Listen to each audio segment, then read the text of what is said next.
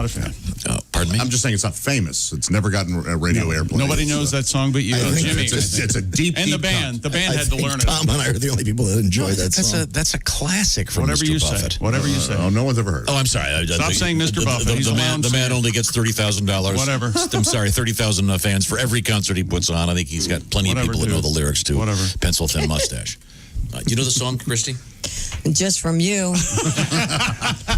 I'm not joking. Don't play it again. Come on. Everyone knows Cheeseburger in Paradise. Right. That's the Jimmy Buffett song. That's the Stairway to Heaven. 3 or 4 concerts. I've never heard Pencil Thin Mustache. Yes, I stepped on It's not a live show song. One of my favorite artists. The man's a brilliant songwriter. He recently acknowledged by Bob Dylan as one of his favorite songwriters, ladies and gentlemen. He's got some cute songs. For those of you not familiar with him, he's a brilliant lyricist, writes great melodies. About cheeseburger. Here. He's a cute songwriter. I'm sorry. And margaritas. Hold it right here. Stop. Margaritas. You are complaining about a song about cheeseburgers? I would think that you could do you should do one of those collection albums. Hi, I'm Josh Arnold, and these are my favorite songs about food. Sugar, sugar. I put it on everything. All right, I'd like to go home. That was good. Yeah, I'd like to do my all done. My potato hunk. Cheeseburger's good. Here we go. Just listen for a second. I wish you had a pencil thin mustache. So nice. Yes. Boston blackie kind. The Boston blackie kind. Right. A two-tone Ricky melody. Ricardo. Yeah, sure, yeah. It is not high art. No, it's just brilliant art. It's brilliant, man. The song is really about watching television as a kid and dreaming. It's much deeper than you would. Well, of course, I can't imagine you could get beyond the surface of much of anything besides a pizza.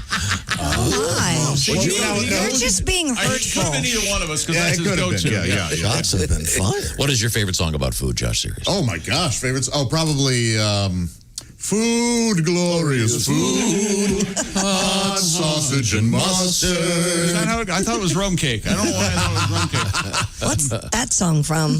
Oliver. Is that what it's from? Yeah. More?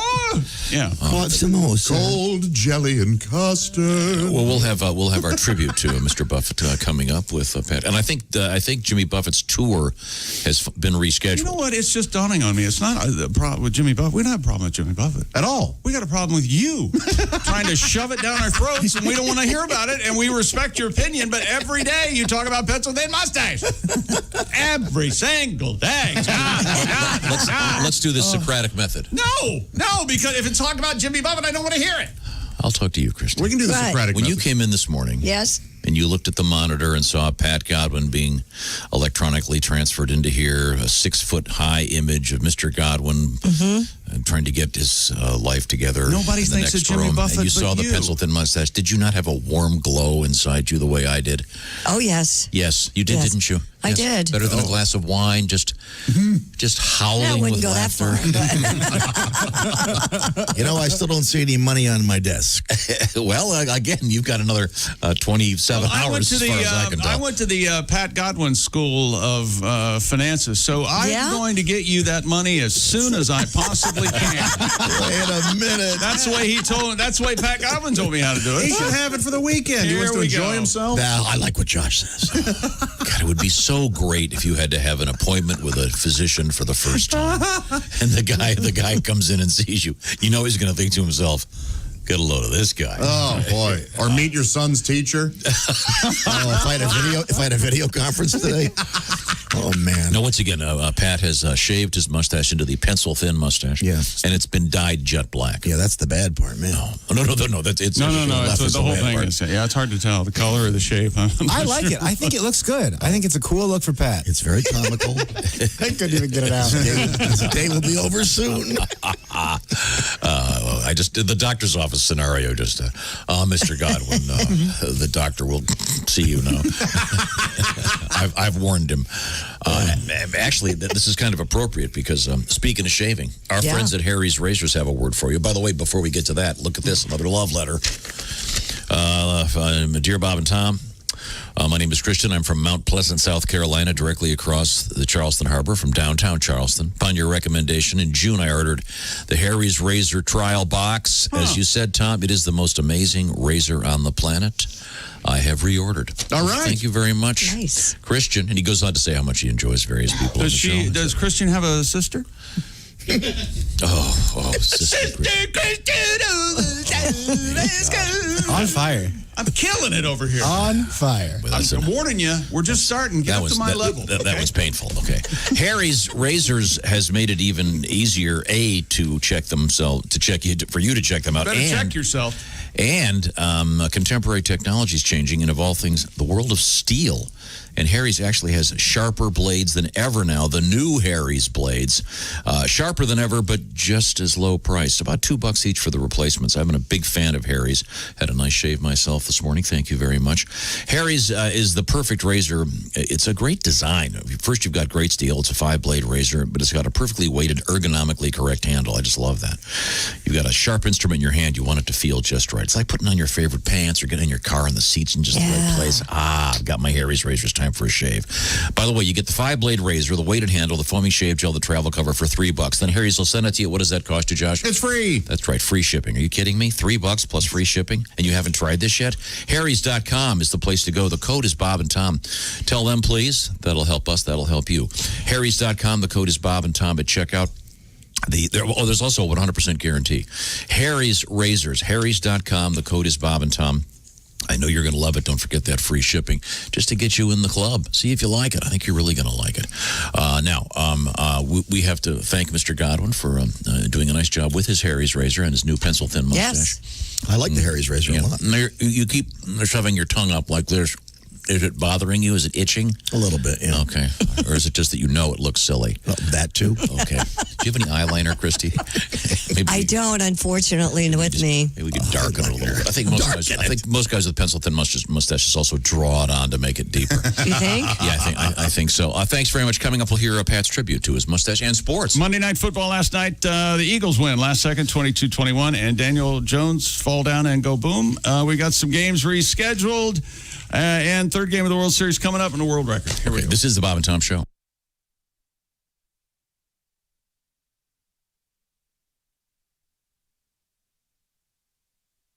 Essential Morning Radio.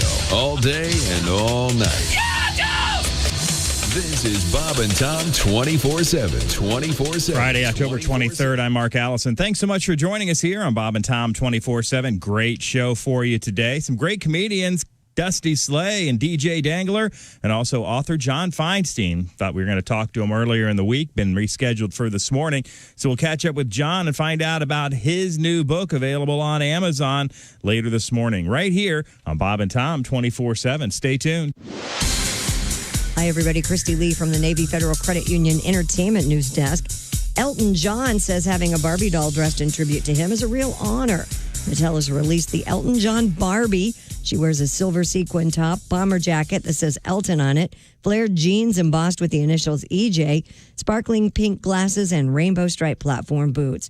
John says he hopes this Barbie will inspire people to fearlessly pursue their own dreams and limitless potential. The doll sells for $50. The Country Music Association will give Charlie Pride a Lifetime Achievement Award at the CMAs next month. Pride was the first black country superstar. He was named CMA's Entertainer of the Year in 1971, won Male Artist of the Year in 71 and 72. The CMAs will be November 11th, and they will air on ABC. And finally, a new TV docuseries has the focus being put on animals that have played a role in helping humans deal with tough times. It's called The Animal Rescue Show, and it makes its debut next week. Among the stories it will tell is about a child who uses a walker meeting up with a dog that uses special wheels to get around. Another features prison inmates who receive comfort by training dogs for adoption. The Animal Rescue Show debuts October 29th on the CBS All Access streaming service. And that's your entertainment news. I'm Christy Lee. More of the Bob and Tom Show coming up. Ladies and gentlemen, Bob and Tom. Pat's mic's not working. Okay, good. That was the buzz. The power of prayer, ladies and gentlemen. Thank you, Ace. The buzz is gone. We will return, we hope, with Pat. So the annoying sound is gone, and so's the buzz. He can't even defend himself. Oh, this is great because I hope you're watching I can tell on he's TV. swearing madly. Cursing. Bob and Tom in the morning and highlights all day long. The Bob and Tom Show, weekday mornings at 6 a.m. Eastern on Bob and Tom 24/7.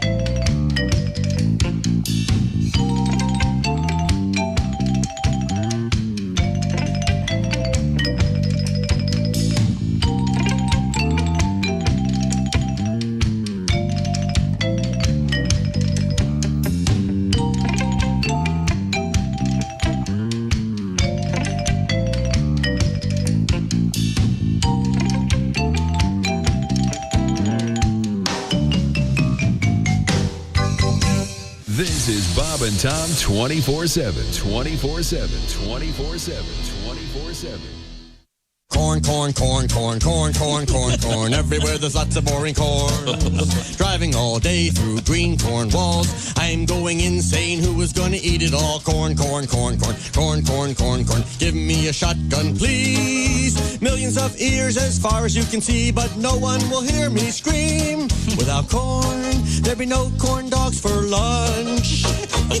There'd be no corn puffs or chips or flakes, and no Captain Crunch. But I don't care. Corn is way too strange. Why do we eat it anyway? It goes right through unchanged. Gross. Corn, corn, corn, corn, corn, corn, corn, corn. It gives scarecrows a place to work, but it gets stuck between your teeth. No wonder the children of the corn all went berserk. Corn, corn, corn, corn, corn, corn, corn. Rushing by and getting hypnotized. If it makes me fall asleep and drive right off the road, I hope I kill a lot of frickin' corn. Very nice. Hi, fellas. This is Floyd Tucker, the over-the-road trucker. This is Bob and Tom's program, 24/7. Essential morning radio. All day and all night. Might as well shoot me when the beer runs out. Bob and Tom 24/7. 24/7. Greg Hahn is our guest. I went out with this one girl. Can I say this? Sure. Get a load of this. I'm on a date. I was out with this girl, right? Here's what she says. It's true. She says, oh, I did something she didn't like. She goes, oh, you just lost some points. Whoa, there's points involved.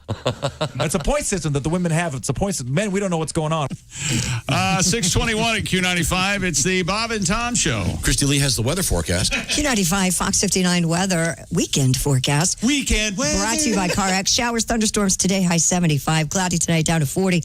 Mix of sun and clouds Saturday, 56. Partly cloudy, 58 on Sunday. 80, 50, 80, 50. 63 now. Could we trade for yesterday's weather? Yeah, no joke. Okay, that's what I'd prefer. Listen for some serious cash today.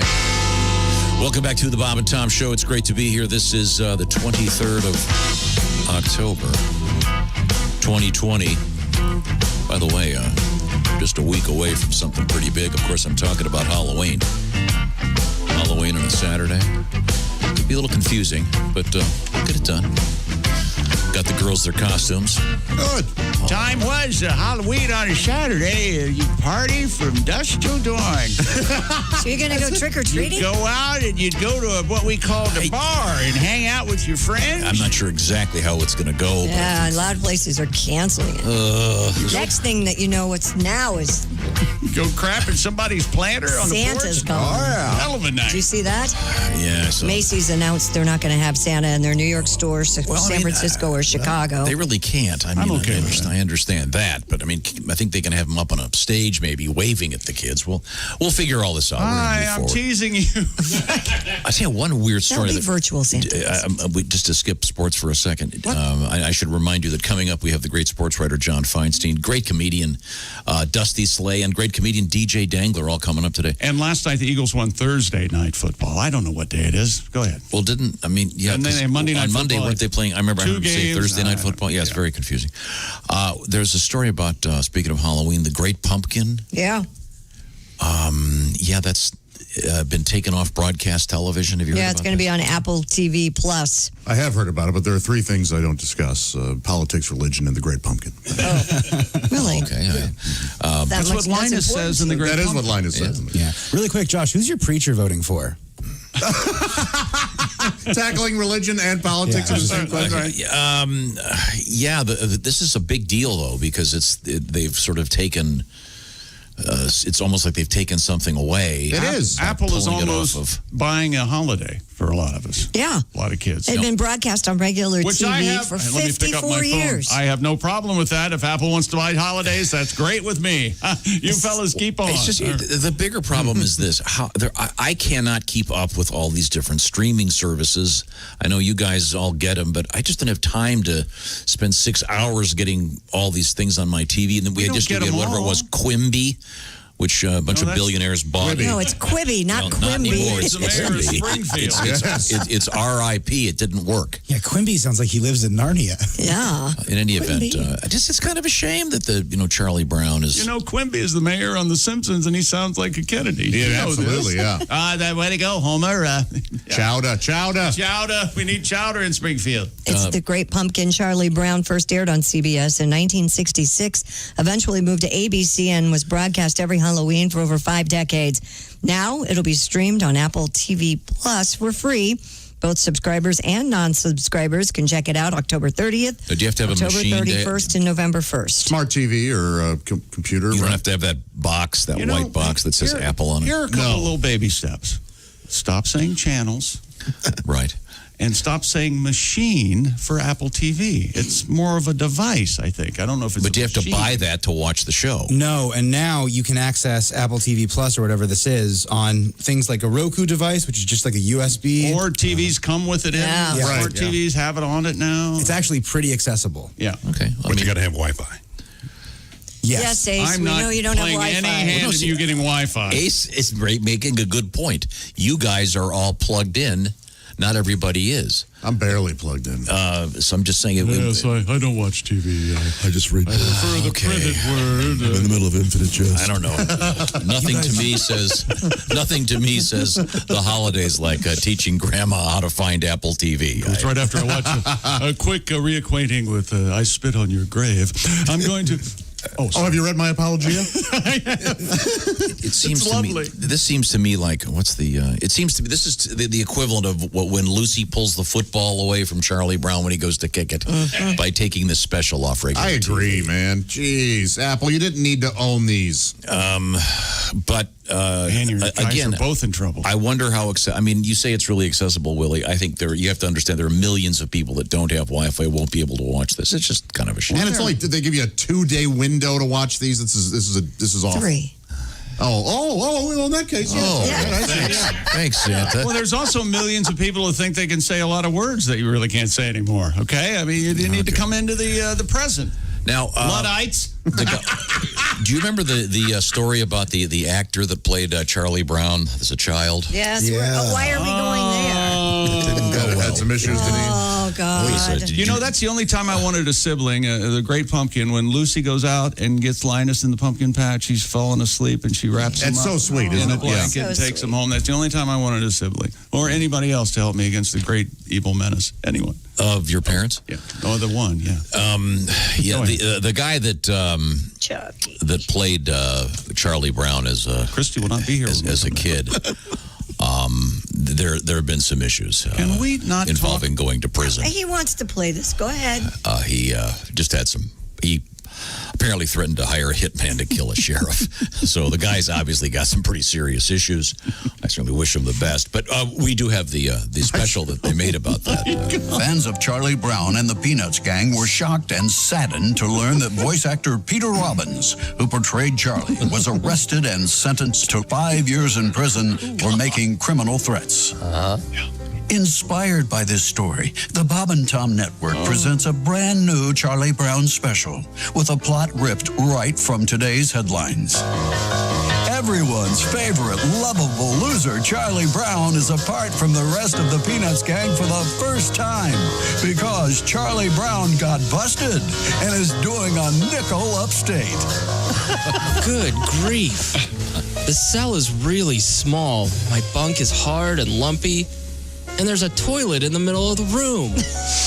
And it smells worse here than at Pigpen's house. It's the newest and grittiest peanut special ever. Oh, hello. I guess you're my cellmate. Gosh, you must really work out. You've got a lot of muscles.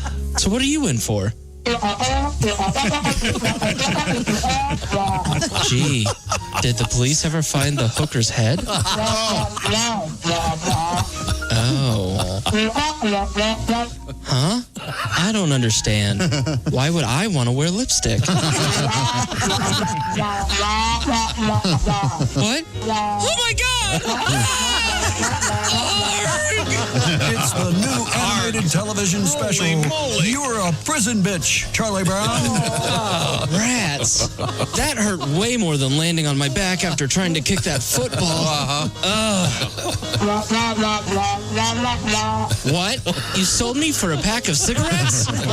Good grief. You're a prison bitch, Charlie Brown. Exclusively on the Bob and Tom Network. Well. Once again, the Great Pumpkin will be an exclusive on Apple TV. Yep. Apple TV Plus. So that's different than regular Apple TV. Yeah, but you don't need to buy any boxes. You can find it on your phone or on your computer. If you have a smart TV, it's available. There's a lot of ways to watch this. Okay. But not enough. If you have Wi-Fi. Some people own it on Blu-ray and all that sort of.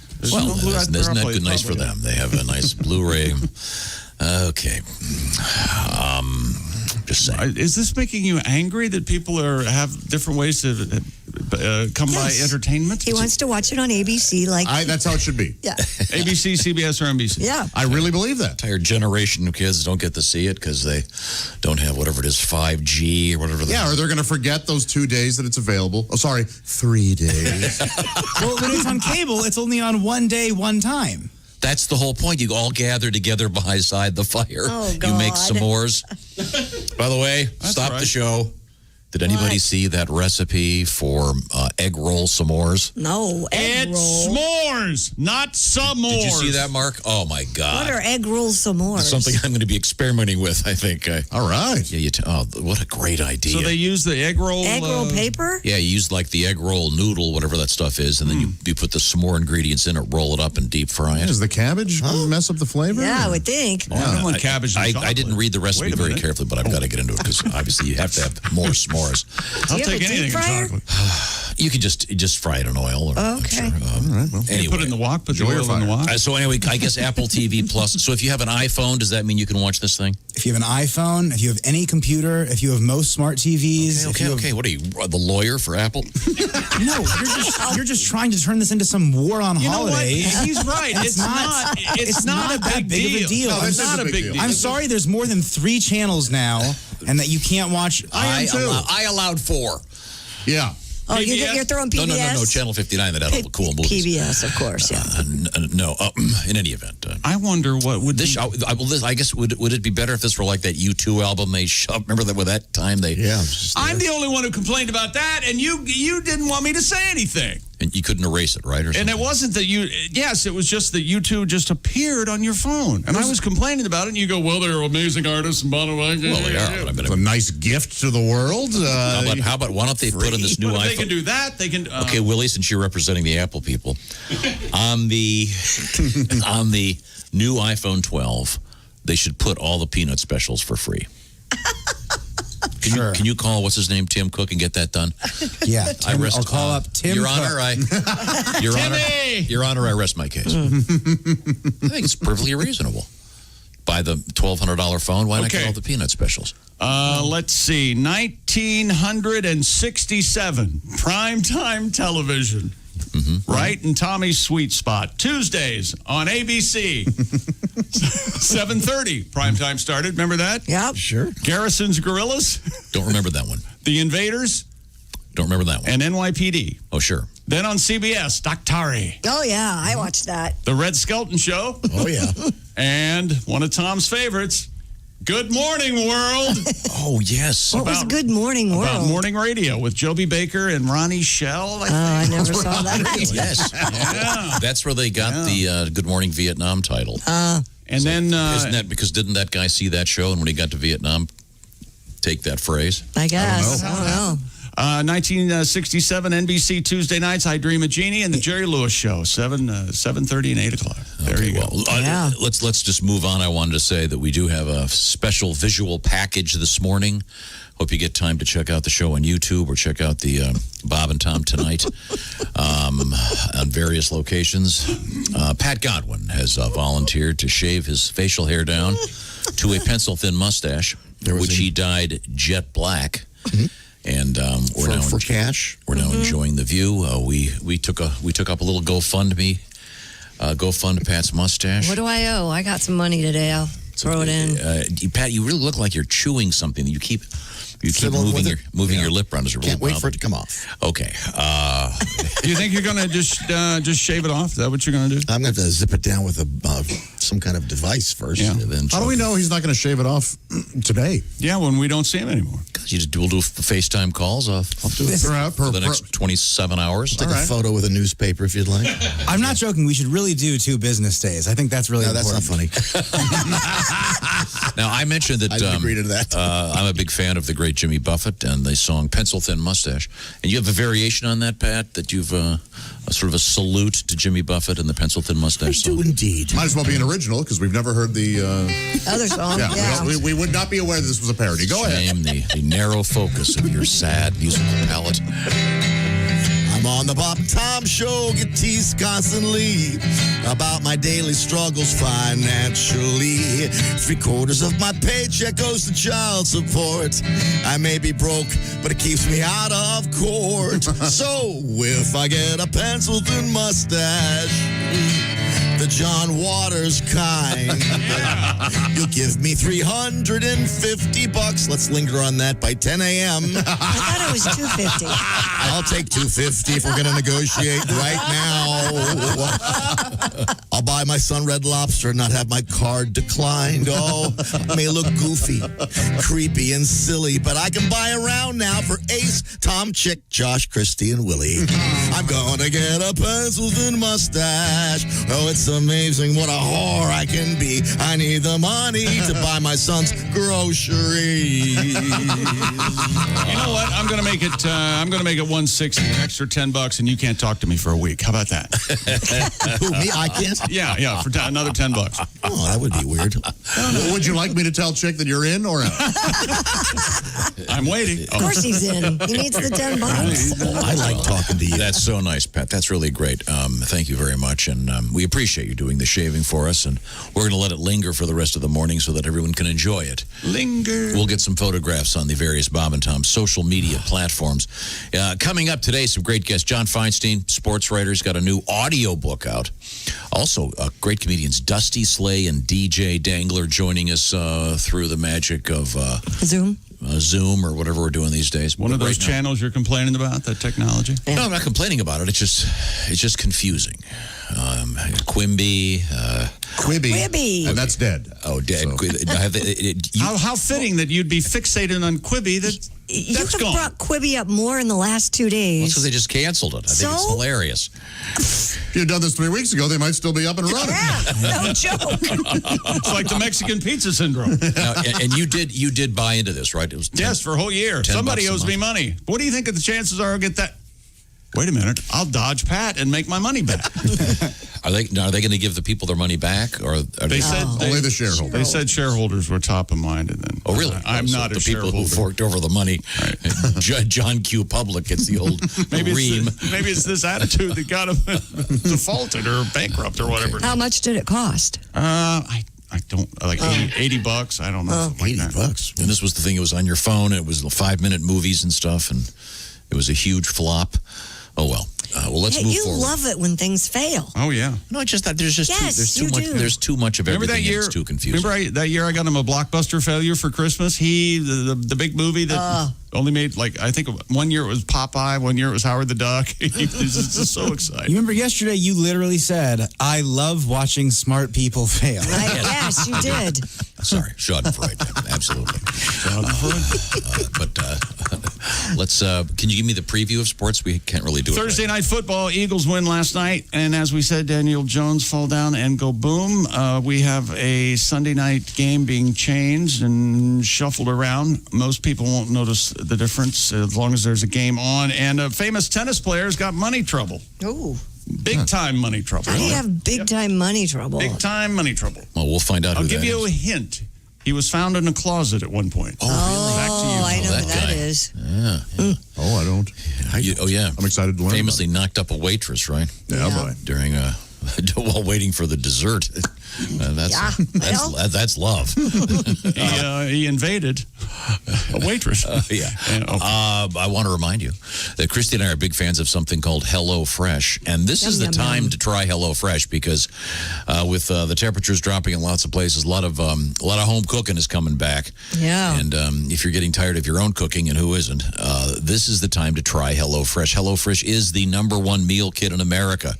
You check it out by going to HelloFresh.com. Use the code BTShow, and you'll get a great deal. And I'll tell you what you're getting. You're getting, first of all, they've done all the shopping for you, and that saves you a lot of time. They've also done all the measuring for you. And what are you getting? Well, more than 22 chef-curated recipes every week.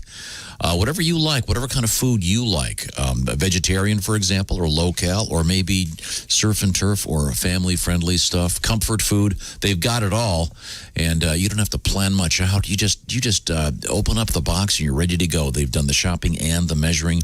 You'll be saving about 40% versus shopping at your local grocery store, by the way. So you can, also, it's very easy to change your delivery day, et cetera, et cetera. So check it out by going to HelloFresh.com. Use the code BTShow to get $80 off 5 boxes. That includes, by the way, free shipping on your first box. Now, the promo code is BTShow, like Bob Tom Show. The place, HelloFresh.com, $80 off, including free shipping on your first box. HelloFresh.com.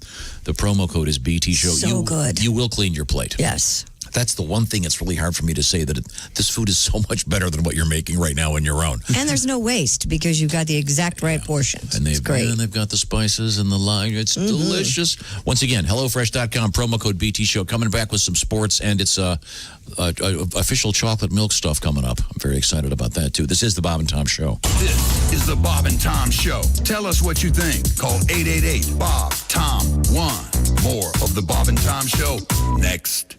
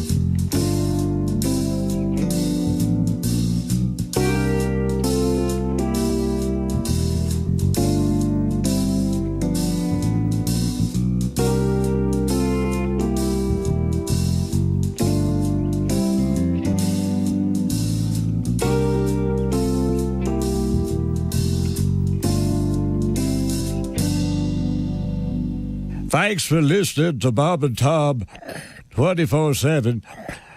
Hey, Floyd, Mark Allison here with you. It's Friday, October 23rd. Yes, we've reached the end of the week. A great show for you. John Feinstein, Dusty Slay, and DJ Dangler later today zooming in. And coming up on Monday, Reno Collier is going to be joining us right here on Bob and Tom 24/7. We'll have more of this morning's Bob and Tom show on a Friday right after this. I'm Chick McGee with your Bob and Tom Sports Update. Carson Wentz threw an 18-yard touchdown pass to Boston Scott with 40 seconds remaining, and the Philadelphia Eagles overcame an 11-point deficit in the final 7 minutes to beat the New York Giants 22-21 last night. Daniel Jones shook off a stumble that prevented him from an 88-yard touchdown run and had the Giants leading 21-10 following a 2-yard pass to Sterling Shepard with just 6:21 left. Other NFL news, they have shifted Sunday's Las Vegas game against Tampa Bay out of prime time after several Raiders players have been unable to practice this week because of contact tracing from the coronavirus. The game in Vegas, originally scheduled to be played at 8:20 Eastern Time Sunday night, and the national game on NBC has now been moved to 4:05 on Fox. And Game 3 of the World Series tonight between the Los Angeles Dodgers and the Tampa Bay Rays, 8 o'clock Eastern from Arlington, Texas. I'm Chick McGee, and that's your Bob and Tom Sports Update. Ladies and gentlemen, Bob and Tom. You know, she has to sweep up my leg hair on the bathroom floor. My legs shed. Okay. Like a... Now, did you stop? Is there like a Maginot line of shaving when you get down there? On my legs? Yeah. No, I don't shave my legs. He said they shed. Do you not listen? No, he doesn't listen. No. God. He hears what he wants to hear. Yep. Right now, he just heard me say cupcakes and porn. That's exactly what he hears. Cupcakes and porno. Bob and Tom in the morning and highlights all day long. The Bob and Tom Show, weekday mornings at 6 a.m. Eastern on Bob and Tom 24/7. Hey, everybody, this is Jimmy Pardo. You recognize my voice from the show and my face from television. You are listening to Bob and Tom 24/7. Time now for the guy who would rather watch the Masters than have sex. Come to bed, lover boy. Boy, have I got plans for you. Sure, sweetie. I'll be there in a minute. I'm watching the Masters. Honey, how would you like to be the master tonight? Yeah, hold on. I want to see this guy tee off. Honey, if you come here, you can tee off my box. Wait. Oh, he just drove into the rough. Come on, baby. I want you to drive it in rough. Oh, wow. He just hit his 9-wood in there stiff. Bring me your stiff 9-wood. Okay, he has an easy tap in from 1 foot. I'll be there in just a minute. Now, wait a Too minute. late. You can go tap yourself. This has been the guy who would rather watch the Masters than have sex. That's what it's like in my house. Yeah, that guy sounded kind of Morning, Bob and Tom Show. Hey, boys, this is the Pope. Hey, your pontiffness, how are you? Can you guys hear me okay? Yeah? Oh, I'm on the Pope phone in the Pope mobile. We were talking about road rage. Well, you know, you just got to learn how to calm it down. Take it easy. We all are brothers out here. Yeah, that's right. Hey, idiot, it's the one on the right. You step on it. Wow, even the Pope. That's the trick is to just kick back and relax, maybe Sure. pick up some tunes or whatever. Well, you're a very... Hey, Grandma, it's a green. Hey, the horn blows. How about the driver? I can never figure this out. They're telling me it's a crime for me to forget to fasten my own seatbelt. And yet every other All right, okay. All right. 6:46 at Q95. It's the Bob and Tom Show, and Tom is conducting us Thanks, with his Willie. baton. I got it as a gag gift. Oh, he's using it. I'm Right. sorry. I love having this. We Let's see. know. Where were we? Oh, I know. I want to remind you that on Q95 Radio today, you're shot of some serious cash coming up. So pay close attention. You could be a big winner in $1,000 chunks, as a matter of fact. Also, I'll remind you that our TV show is on tonight. It's called Bob and Tom Tonight on MyNDTV 23. That'll be happening at 11:30. Special edition of the show midnight on Saturdays as Saturday turns into Sunday. You can check out the show. So once again, that'll be 11:30 this evening, and other times check local listings. Now, how's that going? There we go. Welcome back to the Bob and Tom Show. Special edition of the show. Big visual stunt today. Certainly direct you to check out the TV show. in various places. Also, we opened the show with the song Pumpkinhead from Haywood Banks. We have that floating around the internet on the various Bob and Tom app stuff, et cetera, et cetera. So just Google Haywood Banks Pumpkinhead, and you can see the beautiful cartoon version of the song. I look around the room on this, the 23rd of October. I see our engineer, Ace Cosby. There's Chick McGee. Josh Arnold is in a special seat today. It's the IHateStevenSinger.com sidekick chair. That's right. Christy Lee, of course, in the Navy Federal Credit Union News chair. Yes, sir. Mr. Pat Godwin is, and his pencil-thin mustache, and his... Boy, look at that. El Gordo Zorro. Hey! Welcome. That's really nice that Slash let you borrow his hat. Oh, I was thinking thank you, Stevie Willie. Ray Vaughan. Yeah, that is kind of a Stevie Ray Vaughan hat you got on, Pat. Here's your hat. It is kind of a Stevie Nicks hat, too. More Stevie Nicks than Stevie Give me Ray some Vaughan. cranberry juice. Stevie Ray Nicks. That would be interesting. Once again, Pat has shaved his mustache down to a pencil-thin mustache, which he has dyed jet black. And we're really enjoying this. Oh, that's a great look right there. Thank you very much. What is your name, Josh? That's right. Nice to meet you. You do look very Spanish. Doesn't he look like one of those guests we talk about months later? Yeah, he came in. He had to have his headphones down around his neck. And he insisted on wearing his hat while he was on the air. Remember that guy? Pencil-thin mustache, a pencil-thin jet black, mustache. like no one was going to Didn't do an ounce of material. Just promoted his gig. Can you take off your glasses just for a second?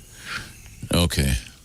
Hello. Oh, yeah, the wink helps. Oh, that almost looked inadvertent. Like it was, Yeah, that looked like a palsy. Yeah. That's what I do. I wink. I see. It's very creepy. I'm sorry. Very visual. I get it. Yes. Let's move on. We're going to have some more music coming up. And more hats. Coming up. Oh, we have more hats? Doesn't Jimi Hendrix have a hat like that on the cover of one of his albums? Maybe. Yeah, I think Isn't so. that interesting? Hendrix looks cool AF, and then there's Pat. No, that's... Go I ahead. think Pat looks really cool. like it? I do not think he would be mocked in public. Are you kidding me? I really don't, man. That's because people would think he's the accountant for a cartel. Yes. Or people think he's dangerous or something. They're Right. not gonna People say will anything. think that's just you, and that's the look. I mean, we know you, so we know how silly it is, but it's... Typically someone that has that look, you don't want to rile them. Yeah. Because if they're confident enough to look like that, they must have a great deal of money and know people that can kill you. And some guys can just a lot of black dudes can totally get away with a pencil-thin mustache. Yeah, but it's a different thing. Yeah, the contrast. Yeah, it's a whole different thing. Because they're cool. Pats are not cool. Sorry. Yeah, look at that. Oh, Christy, God, you don't have to be so direct. Sorry, Pat. You don't think This Pat's coming not from cool? Tom, everybody. Don't be so direct. And by the way, Josh, enjoy your pizza. Yeah, exactly. What's wrong with you? By the way. Don't do as I do as I say. No, I'm just saying, you're a lady, and Whoa. Pat respects your opinion, and I think Pat's a great guy, but I wouldn't call him cool. He's a single guy right now. Yes. I think Pat's cool. He's a good dad. He's got musical talent. He's funny. Yeah, that all that is true, but it doesn't make you cool. He could play guitar. Yeah. He could play guitar at a party. Put on a hat for tips. Yeah. Never done Yes. that. He could write a will. song for you. You can come home from a hard day of dealing with Tom, and there he Right. is. Play Blackbird for you. Ooh. Well, is that your go-to? Yeah, that was, yeah. Oh. Oh, at the parties, you can play Blackbird. Blackbird. Oh, yeah, when I did that. Oh, I bet that got you plenty of... You could, the crash of the panties to the floor. That's panty peeler. Pat, you taught me how to play that? Same exact thing. Am I right? Blackbird's the go-to song. Oh, yeah. Well, let's move forward. We've got a little sports to get to. Coming up, John Feinstein, writer, Dusty Slay, and DJ Dangler, comedians, our guests on the way today. But Thursday first- night football, Carson Wentz went and threw an 18-yard touchdown pass to Boston Scott, 40 seconds remaining, and the Philadelphia Eagles overcame an 11-point deficit. Final 7 minutes to beat the Giants. 22-21 on Thursday night football. Daniel Jones, quarterback of the Giants, shook off a stumble that prevented him from an 88-yard touchdown run. He falls at about the 10, and no one around him. The Giants were leading 21-10 following a 2-yard pass to Sterling Sharp that resulted from that long run. With 6:21 left, and then the Eagles came back. And the NFL has shifted, Ace, Sunday's Las Vegas Raider game against Tampa Bay out of prime time because no one wants to see the Raiders. Actually, the Raiders, several players have been tested unable to practice this week because of contact tracing The game in Vegas originally scheduled to be played at 8:20 Eastern Time Sunday, the national TV game, but now has been moved to 4:05 in a regular football window on Fox. And the game between the Seahawks and the Cardinals, much better game, in Arizona has been moved to the primetime window. Here comes Christy with a question. I had a question. I have a question. Why did they move the game onto the same day just earlier? Because some of the radio players might have to cancel the games, but they wanted a Sunday night game, so they moved. Oh, just in case. Yes. Okay. And I took Monday off because I wanted to watch the game live Sunday night. The power of prayer. You won't be here Monday? Well, I might change my plans now.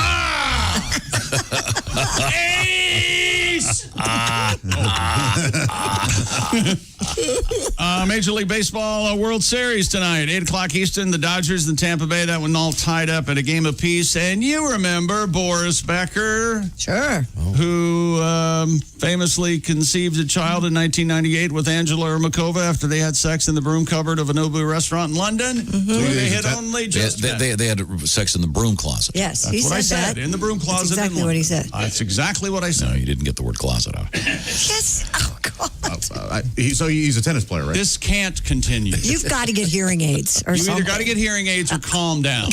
Or both would be ideal. So he bangs her in the broom closet. Dennis, he said it again because he doesn't like the way I said closet. I know. It makes it so special, though. Tennis great Boris Becker appeared in the London court yesterday accused of failing to surrender 2 of his Wimbledon trophies to be sold to settle his debt. This is a bummer, man. This is sad. Oh, he earned it. The 52-year-old he got where he got. Becker declared bankruptcy in 2007.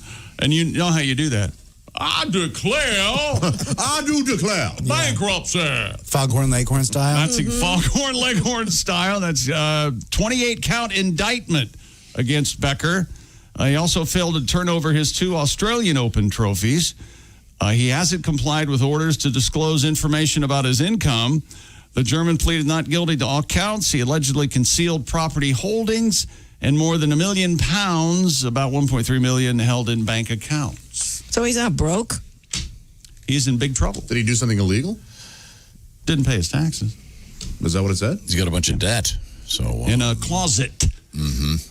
More sports coming. Banged her in the closet, he did. Banged her in the closet. That's In what the he gets from Nobu. this story. I mean, you can't do it right there in the restaurant. No, it'd be rude. No. Yes, he was tasteful enough to take it to the closet. Yeah. Probably. 30 love. And oh, by the way, his wife was pregnant with their child at the time, and I believe she was with them.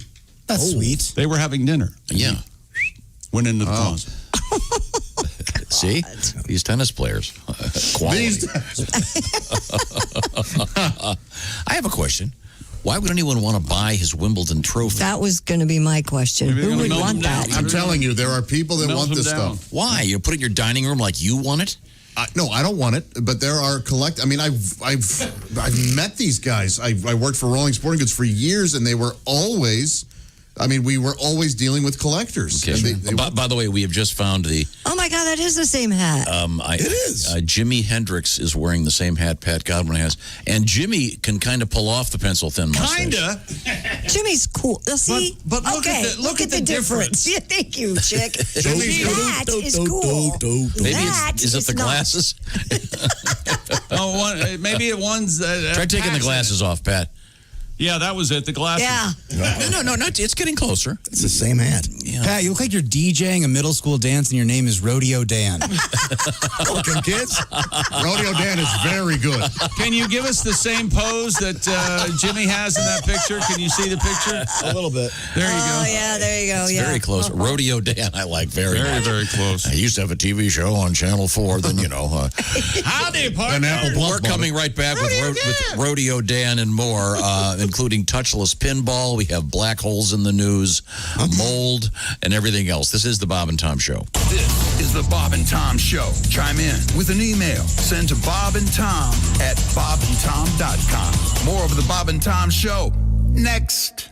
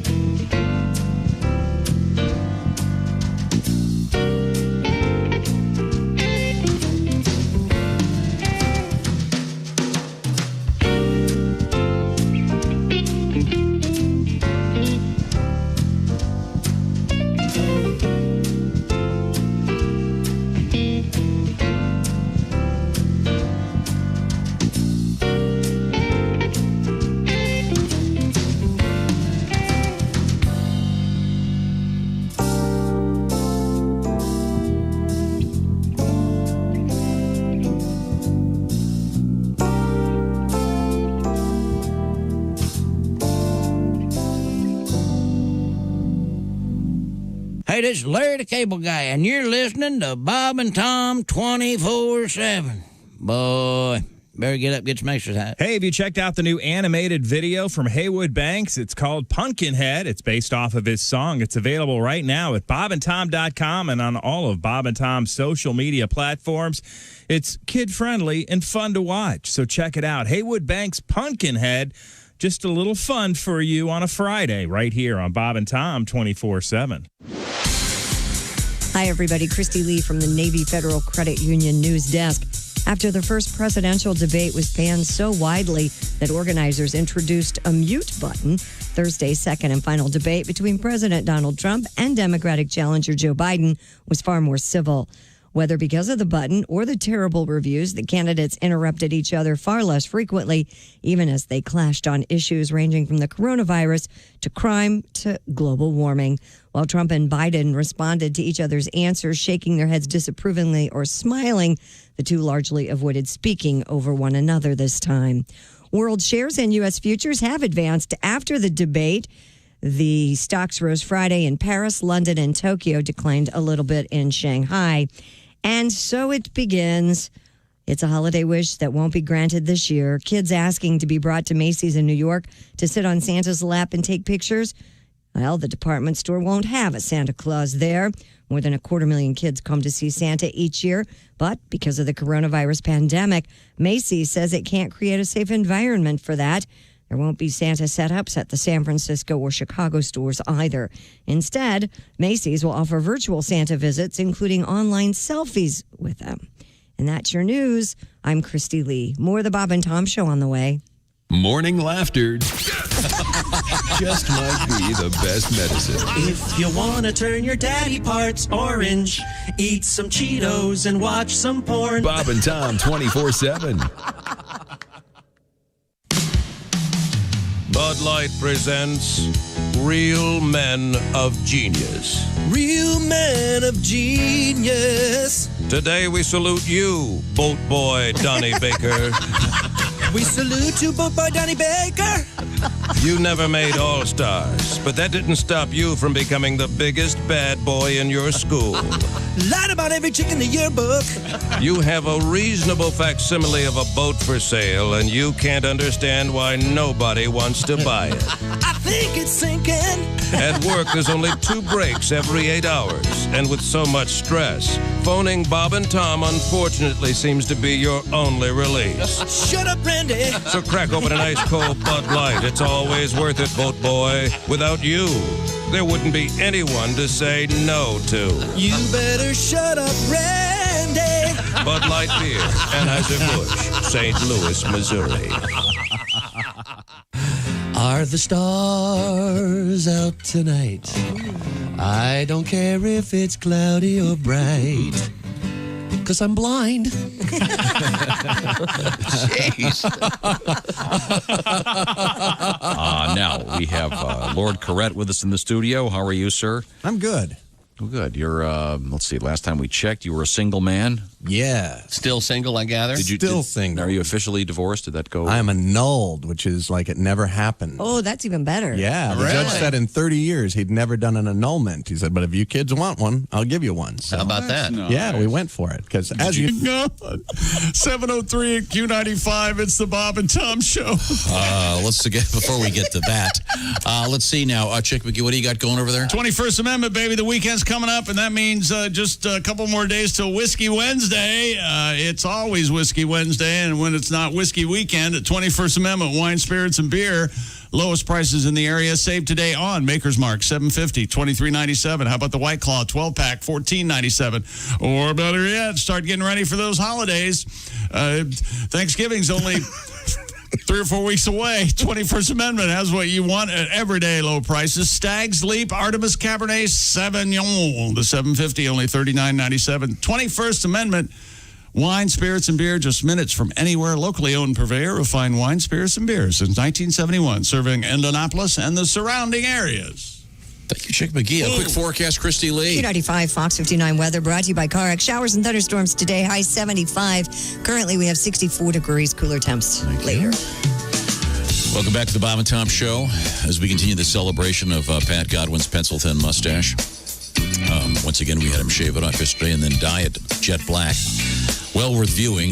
I think we're projecting this onto the world on YouTube, and will be featured on our show, Bob and Tom, tonight. Check the internet for details. Pat, now he has on a Army helmet. I'm calling in my coordinates. Hold on a second. Okay. You look like you're part of the Italian army, don't you think? Sure. Spanish, Italian, yeah. Yeah, I think he'd be... He looks like he should be in Kelly's Heroes. Donald Sutherland and Clint Eastwood. Did they let those guys have pencil-thin mustaches? I'm not sure. I think so. I think they were allowed to have mustaches. Okay. I think. Well, welcome back to the Bob and Tom Show. That's Chick McGee over there. You can see Willie G there. Patty G once again with a pencil-thin mustache. Ace over there, no facial hair. Tom over here, no facial hair. And let's see, Christy, of course, is at the... I have no facial hair. Of course. The Navy Federal Credit Union news desk. Josh, with a full bushy beard, is the man at the IHateStevensinger.com. A sidekick. You should do a handlebar mustache. You know, it's funny. That was mentioned yesterday off the air. I think it really would look good on you. Wow. I really think you would pull it off. Man. I think you could pull that off. Yeah. They're gaslighting you. You'd look like an idiot. Don't believe him. I fall for it. That's the coolest hipster thing ever. The handlebar mustache. Yeah. And a pocket watch and a tweed vest. Nice hat. Well, I like a fob. A bowler. Yeah. Did you ever watch that show where they would make the custom motorcycles? Oh, yeah. Every week. And the guy had he had that gigantic big. Boy, he sure did. Mustache. You could actually grow one like that. You mean the beard thing? No, it was a huge kind of a Hulk Hogan-esque Fu Manchu that went way down, big, thick, bushy. No. You could pull that off. But let's get back to sports, shall we? Coming up, we're to talk with John Feinstein, fine writer. He's got a new book. It's actually an audio book of interviews with some of the most interesting people in sports. He knows something about sports. Yeah. He's a fine writer. Fine is right there in his name. The Holiday Bowl has become the fourth bowl game to be called off. Holiday Bowl. Aren't there more bowls than there are teams that are over 500? Isn't that the? I think that's kind of the old. Oh, not anymore. Not anymore. They had they've canceled a bunch of them. I think they did allow or pass some sort of codicil that a 4 and 6 team can go. A lower than 500 team can go to them. Okay. Go to a bowl game. Well, the bowls are just fun, and sure, they're fun. Fun for the families can go on nice southern vacation. Stupid world. Shameless money grabs. It's a free country. You don't have to buy the tickets. I'm sure that in your world of socialist gray brick everywhere, everyone has a black and white TV if they're lucky with their gruel. I'm sorry, back to you. A Tennessee man has set the Guinness World Record for being... Well, how did he... He's the world's tallest firefighter. You take a noble profession. Well, he helps people, and you put him in the world record book because he happens to be tall. How tall is he? Brandon Berridge from Winchester, which is, of course, right down the road from Badger's Drift. They said it was in Tennessee. Shut up. Down the lane from Snatcher's How tall is this guy? Cleft. How tall is he? Yeah. 6 feet, 11.17 inches. Okay, so let's call him 7 feet. He's incredibly tall. That's cool. The 28-year-old has been a firefighter since 16, said that confined spaces are his biggest obstacle. I bet. Being tall does allow for advantages. It's easier for him to install smoke alarms. That's an important thing to be doing. Gets a lot of cats out of trees. Sure. Yep. Check higher areas Don't need the ladder. for fires. Yeah. Scout for issues that a firefighter of an average height might not be able to read. Now, Christy, you've got that firefighter fantasy, don't you? Well, yeah, they're hot. Why wouldn't you? Nice big They're hose. hot. Have a nice hose. Huge hose. They Didn't even let me finish. They drag their hoses into your house. Yeah. Spray it down. Very fit. All right. Yeah. Got nice leather couches. What? Typically at the firehouse, they've all got nice leather couches. Always. Does the Always. firehouse. Everybody knows that. I think of a firehouse. I think of a nice leather furniture. I think they have a Never deal thought with of the that. leather people. Yeah. They can cook. Remember the They can firehouse cook. we They can went all to? hit free throws. Yeah. And we found out that Pretty sure they do have nice leather furniture. the fire pole is Gone rapidly away. becoming a thing of the past. Yeah.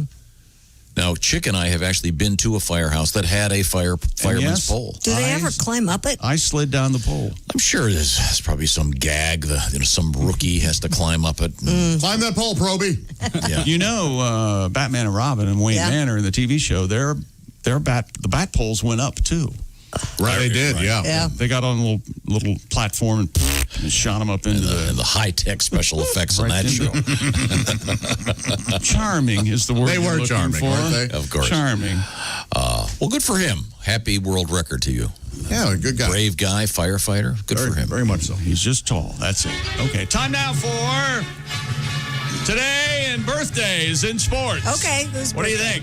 All right. Only got 2 today. Okay. Pele. Oh, Born man. on this Still day in alive? 1940. I don't know. Terrific polo player. He was born Edson Arantes do Nascimento, which means good night, Irene. No, I don't know. Brazilian football player of the century, 1,281 goals in over 1,300 games. They mean soccer. That's true. They do mean soccer. Like the Michael Jordan of soccer. Oh, of course, man. I was a kid. I played soccer for years, and we just couldn't believe it. And I'm doing this for WKRP fans. In 1935, Chai Rodriguez was born, a Puerto Rican golfer. Do you remember that one, Josh? No, I don't. The newsman Les Nessman on WKRP. WKRP in Cincinnati, great TV show. Chai Rodriguez. The newsman. And there was one subtle thing. He always had a Band-Aid on somewhere. Never an explanation. That's funny. Dr. Fever leans in and puts his hand over the mic and goes, "It's Chichi Rodriguez." Pele's 80. He's still alive. All right. But when you try to type it in, it goes straight to Peloton. So good job. Well, I think Peloton probably paid the Google people a little bit, and that's how Peloton's having a good year. Yeah, they are. And that's sports. That's it. Yep. But the new feature, birthdays in sports. Birthdays in sports. Brand new. It's kind of an offshoot of today in sports history. So what happened today in sports history? Well, apparently not much. Okay. Oh, no. Oh, wait a minute. I decided I don't want to hear about it. No. Sounds like something in bad. In 1903, they played the 8th annual Iron Bowl. Exciting. Alabama beats Auburn 18-6 in Montgomery. Okay. How's that taste? You want Why more? is it the Iron Bowl in Alabama? In 1920, Chicago grand jury indicts Abe Adel, Hal Chase, and Bill Burns as go-betweens in the Black Sox World Series scandal. Yeah, they were not on the level. How about that? Right now, as Am you I know, canceled? big debate last night, another one last one. And they just seem to be leaving out the third-party candidates. Yeah, what's wrong with that's not fair. Just the two dudes up there. What about the other guys that are out there and the ladies that are trying to become president, including this guy? I'm Doug LaDouche, and I approve this ad. Hi, I'm Doug LaDouche, and unless you're some kind of idiot, you know I'm running for president of the United States of the USA. What you may not know are things about my opponents that I think are important to be aware of. For instance, did you know my opponents support taxes to help pay for things like roads and schools? No, thank you. Also, they both have wives. That means they'll be too busy dealing with those to focus on their presidentious duties. Not me. My wife took off years ago, and my current girlfriends aren't even talking to me ever since they found out about each other. So no distractions for this guy. Did you know my opponents have both been spotted eating Hawaiian-style pizza? That's pizza with pineapple on it. Disgusting, right? Well, I assure you, you'll never catch me eating pizza from some foreign country like Hawaii. As you can see, my opponents have lots of skeletons in their closets. But not me, Doug LaDouche. All my skeletons have been incinerated and buried in difficult-to-access locations by skilled people who know how to keep their mouths shut. Anywho, be sure to vote for me, Doug LaDouche, on Election Day, Thursday, November 12th. Paid for by the Doug LaDouche for President Committee. Ted Fiegelman, Treasurer. Thank you very much, Ted Fiegelman. Yeah. I just realized we got an anywho out of Doug LaDouche there. Anywho. Don't forget Mr. LaDouche running for the presidency. Now, I want to remind you that we get love letters here at the Bob and Tom Show in various forms. One of them is email, bobandtom@bobandtom.com. Get a lot of love letters about the Raycon earbuds because they're the best. We've been turning people onto Raycons for a long time now, and they've got the new E25s. Seamless. Did I say seamless coupling? Tell me, chick. Seamless Bluetooth pairing. It's amazing. Practically, as they're coming out of the box, more bass with the E25 earbuds, 6 hours of playtime, compact design, a nice noise isolating fit, stylish, discreet. They come in about 3 or 4 colors, no dangling wires or stems. They're gorgeous, and they sound great, and celebrities like yours truly and Mike Tyson, we're obsessed with Raycons. I did all the legwork a couple years ago in finding the Raycons for you, and now you can benefit. And now's the time to see what I've been talking about. Give Raycon a try, and they have a 45-day free return policy. For some crazy reason you don't like them, I don't know what that could be. You can send them back if you want. But for a limited time, get 15% off your order. Just go to buyraycon.com/Tom. That's buyraycon.com/Tom for a special 15% discount on Raycon E25 earbuds and all the Raycon earbuds. That's buyraycon.com/Tom. A lot of 3-letter words there. BUYRAYCON.com/Tom. That's okay. Buyraycon.com/Tom. Check them out. We get love letters about it. People just love them. They're the best. Listen to this show. It makes it 20% funnier. And plus you get 15% off. A lot of numbers flying by, aren't they? Coming up, we're going to talk with famous and great sports writer John Feinstein. Also coming up, comedians Dusty Slay and DJ Dangler. This is the Bob and Tom Show.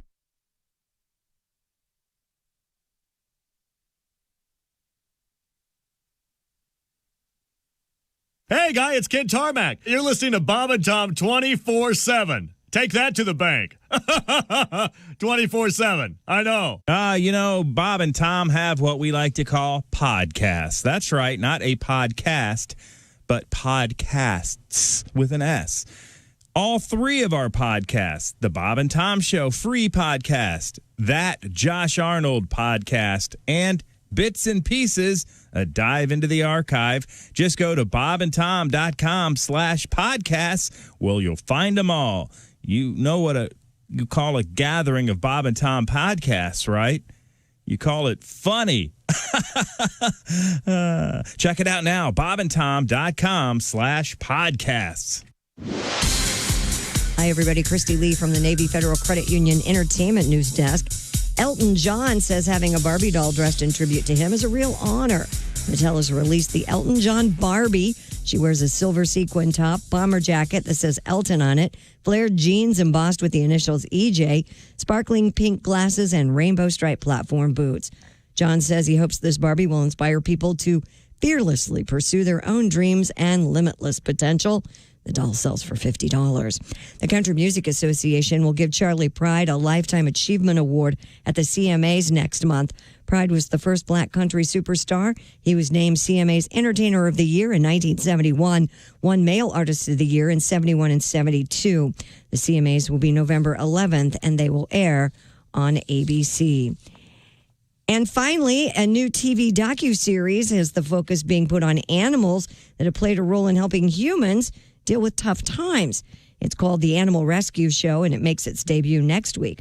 Among the stories it will tell is about a child who uses a walker meeting up with a dog that uses special wheels to get around. Another features prison inmates who receive comfort by training dogs for adoption. The Animal Rescue Show debuts October 29th on the CBS All Access streaming service. And that's your entertainment news. I'm Christy Lee. More of the Bob and Tom Show coming up.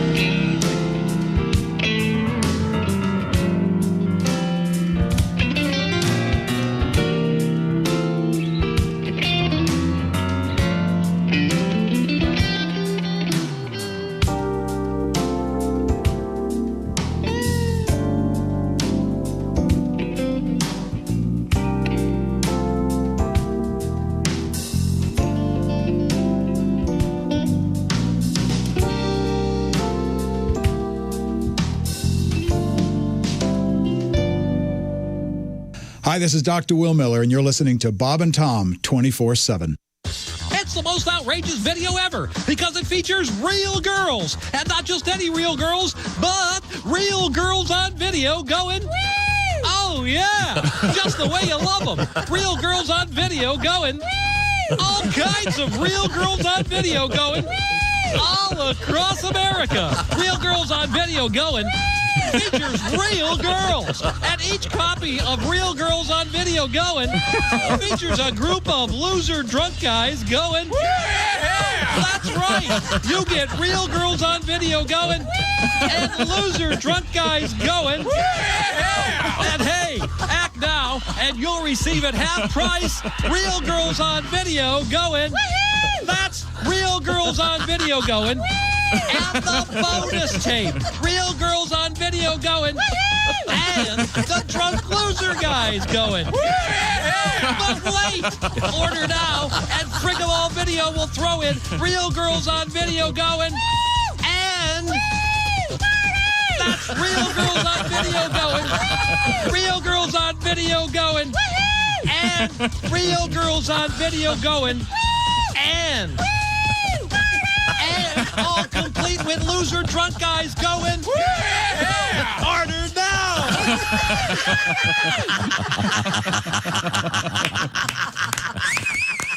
Hey, guy, it's Kid Tarmac. This is Bob and Tom 24/7. Kid Tarmac. I actually I have a sexual fantasy associated with the earthquake. Go. All right, woke chick up. In my fantasy, I am making love to this woman. Yeah. And then all of a sudden, she feels the earth move beneath her. Ah, yes. And then she rolls over on top of me and shields me from debris. Safety first, everybody. Safety first. Jeff Rothband is our guest. Jeff is a fine comedian. I actually had to do that once. What?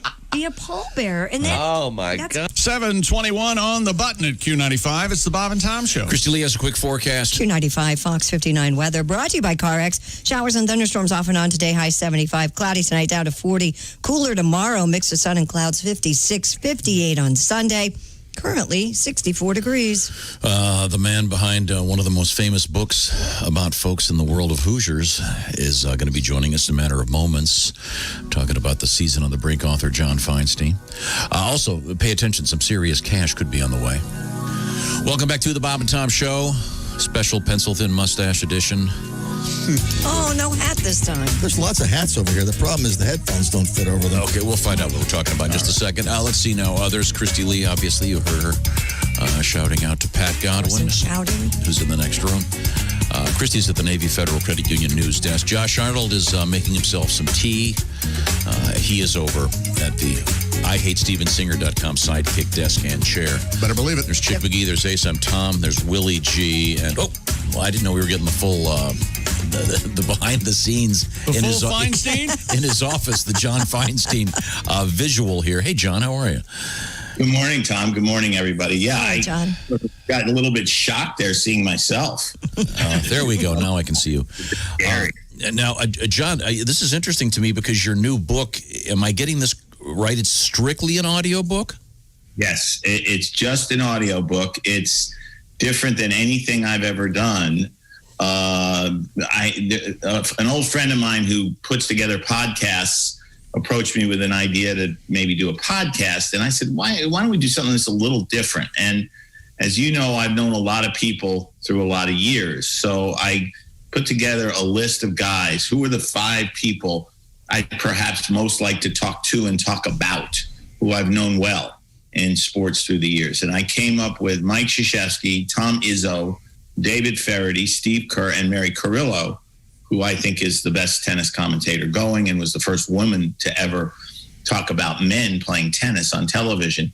All people I've known a long time, all people who are very good talkers, very good interviews. And we put together this 5-hour audio book in which for about 1 hour, I first talk about one of them. And then I talk to them for 30 to 40 minutes, and then I wrap it up after I've talked to them. And it was really a lot of fun to do, especially in the middle of the pandemic, because, we were all kind of disconnected during the summer. So I got to spend some time with guys that I like a lot while I was doing this. I'm just going to guess a lot easier than writing a book, huh? Totally different. Yeah. I mean, there were different kind of challenges. Obviously, when I record one of my books, it's usually more like, 10 to 12 hours long, not 5 hours long. So there was that. And it was a matter of lining up the people, doing the interviews, and putting the whole thing together. So it was a lot of fun. And the book is called The Friends I've Made. And it's where does one get it? The usual Amazon.com, BarnesandNoble.com. It's you just download it basically. It's also cheaper than a normal book, so that there's that. There you go. And it just came out this week, so it's brand new. Now, let's just talk before we get to some of the interviews you did. Let's talk a little bit about contemporary sports. You've got to hand it to the NBA for getting the season in and the NHL. Doing the bubble, and the NHL and the WNBA. And it looks like the NFL's going to make it. I was saying the other day, it wouldn't be a tragedy if they had to lengthen the season by a few weeks. People look like it's the end of the world if they would have to move the Super Bowl. It's not that big of a deal.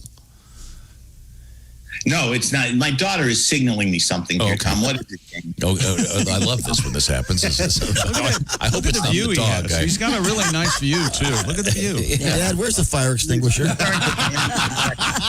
I'm sorry, are you back, John? I'm back. Okay, sorry.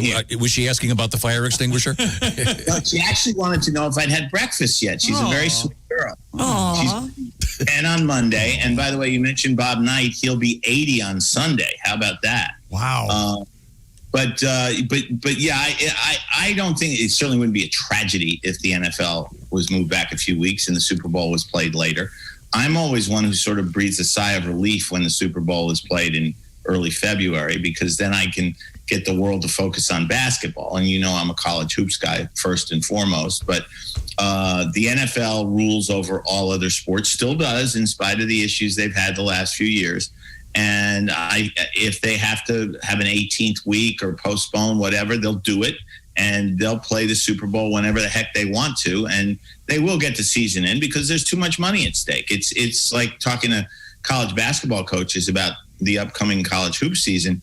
There will be an NCAA tournament, and the Final Four is supposed to be in Indianapolis. How it'll play out, I don't know, but they've made it clear that they can't afford to lose $450 million again, which is what they lost when they didn't play the tournament last year. Wow. So what percent of college basketball teams do you think will be up and running? Most of them, all divisions? Well, they're all planning to start November 25th. They pushed the start of the season from November 11th to November 25th to give teams time to make schedules, because they're all remaking their preseason schedules. There's no tournaments in Hawaii or the Bahamas or Mexico like there normally are.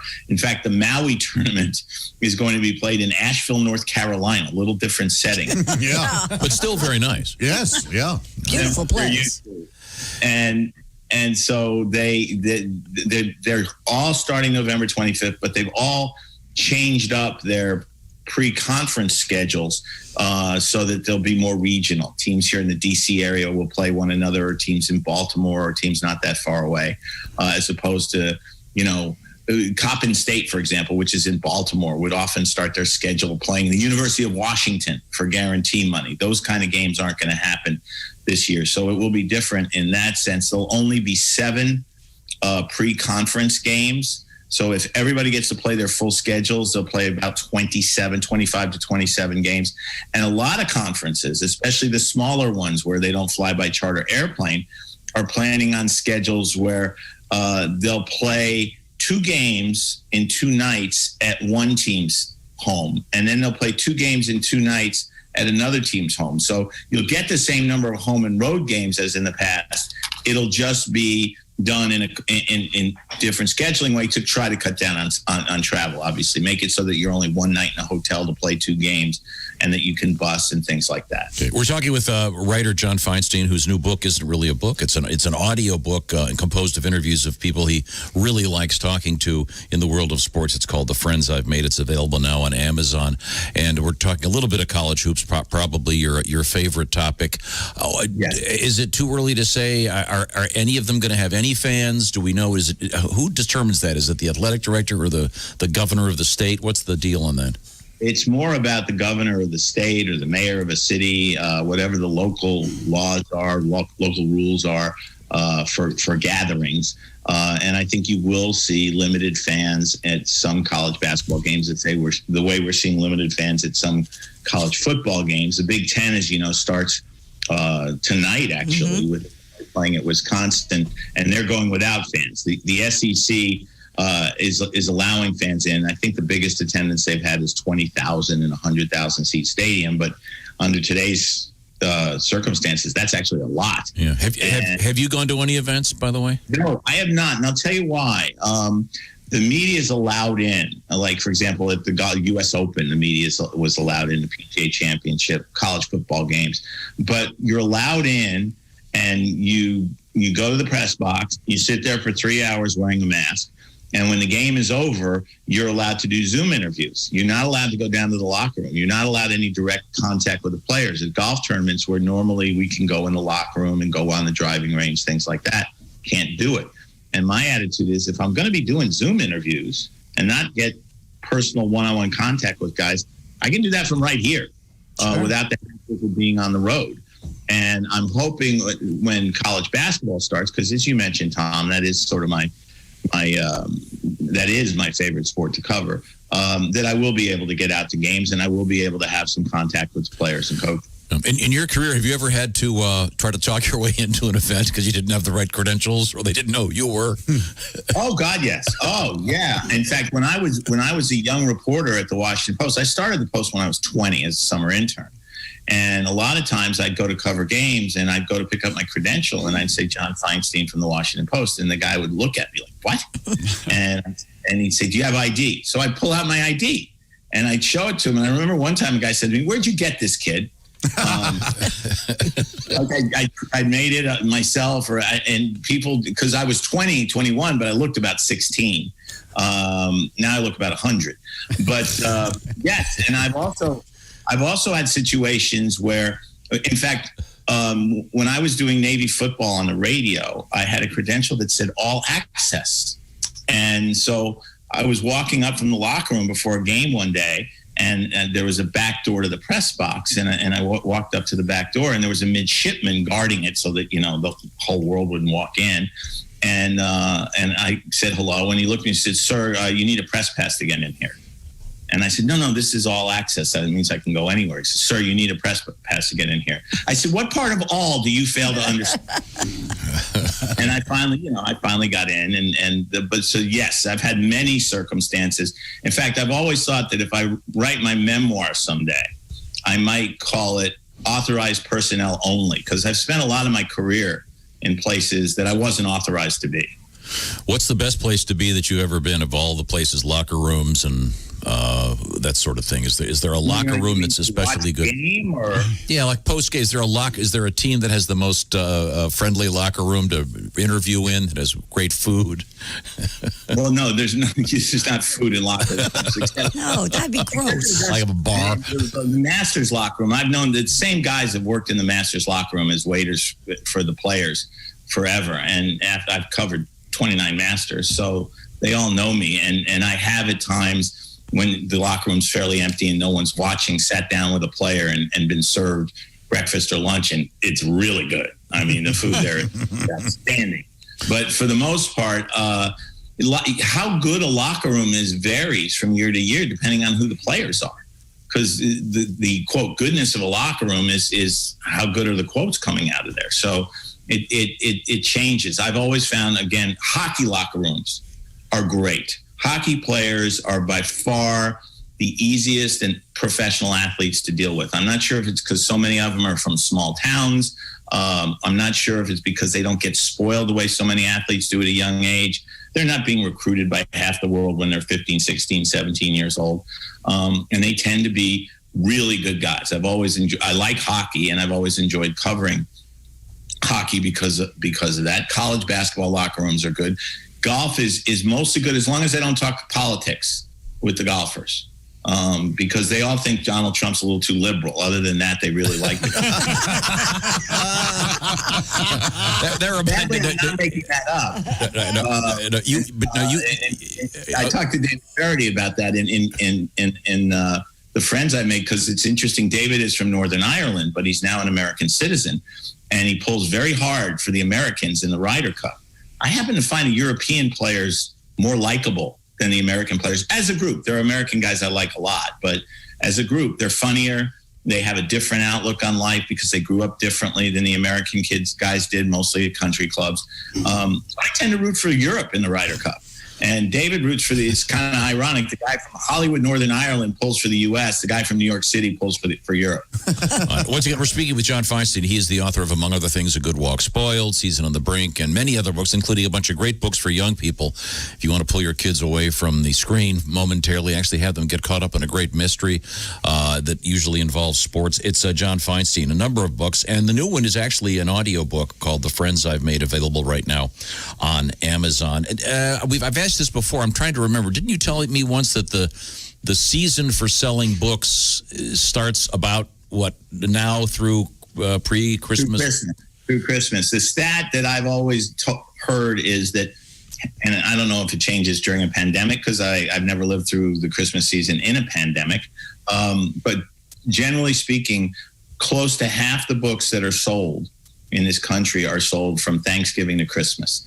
It's amazing when you get, because nowadays you can get fairly specific sales numbers, to look at the sales numbers for a book on Christmas Eve and then look at the sales numbers for a book on December 26th, because they're markedly different. And in fact, one of the most frustrating things that ever happened to me with a book was I wrote a book 10 years ago called One on One, and it was kind of a collection of stories from the first 10 books I wrote, kind of going behind the scenes, going back to people I had interviewed for books earlier. And the reaction to it when it first came out was great. I mean, the reviews were fantastic. The media was great. And Little Brown, which was my publisher at the time, didn't print enough books. And I went to a book signing in Indianapolis, and the woman came up to me and she said, look, we've been sending people all over town all day to try to get books. We've got 200, but we've got about 300 people here.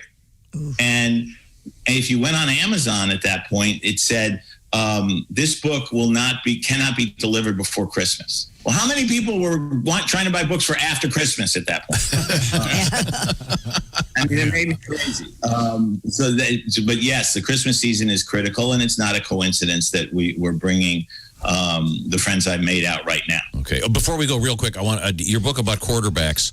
Have you called up the handful of quarterbacks you interviewed for that to see what's going on lately with them, including Andrew Luck? I was in touch with Andrew Luck quite a bit right after he retired. I have not spoken to him lately. I know he's become a father, but I have not been in touch with him for a while. I should circle back. I'm working now, as I think I told you last time I was on, Tom, on a book about race and sports. And in doing so, I've been in touch with Doug Williams, who was one of my quarterbacks, with Joe Flacco, who was the quarterback in Baltimore before Lamar Jackson, which is fairly significant. In fact, Flacco tells a great story about the night of the NFL draft in 2018. And he's sitting there with a friend watching the draft, and with the 25th pick, the Ravens take a tight end named Hayden Hurst. And he says to his buddy, I'm just going to go to sleep. His family was in New Jersey. Joe was in Baltimore for off-season workouts. He said, come on, 7 more picks. Wait until the last pick of the first round. So Flacco says, okay. 32nd pick, the Ravens trade into the first round, and they announce they've drafted Lamar Jackson.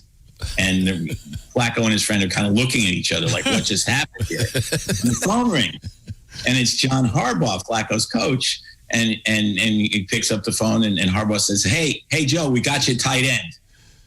And Flacco, John, you're not calling me at midnight to tell me you got me a tight end. That's Lamar Jackson. And that turned out, of course, to be a huge moment in both Flacco and Lamar Jackson's life. And the amazing thing is, if Ozzie Newsome hadn't taken Lamar Jackson, he would not have been a first-round draft pick.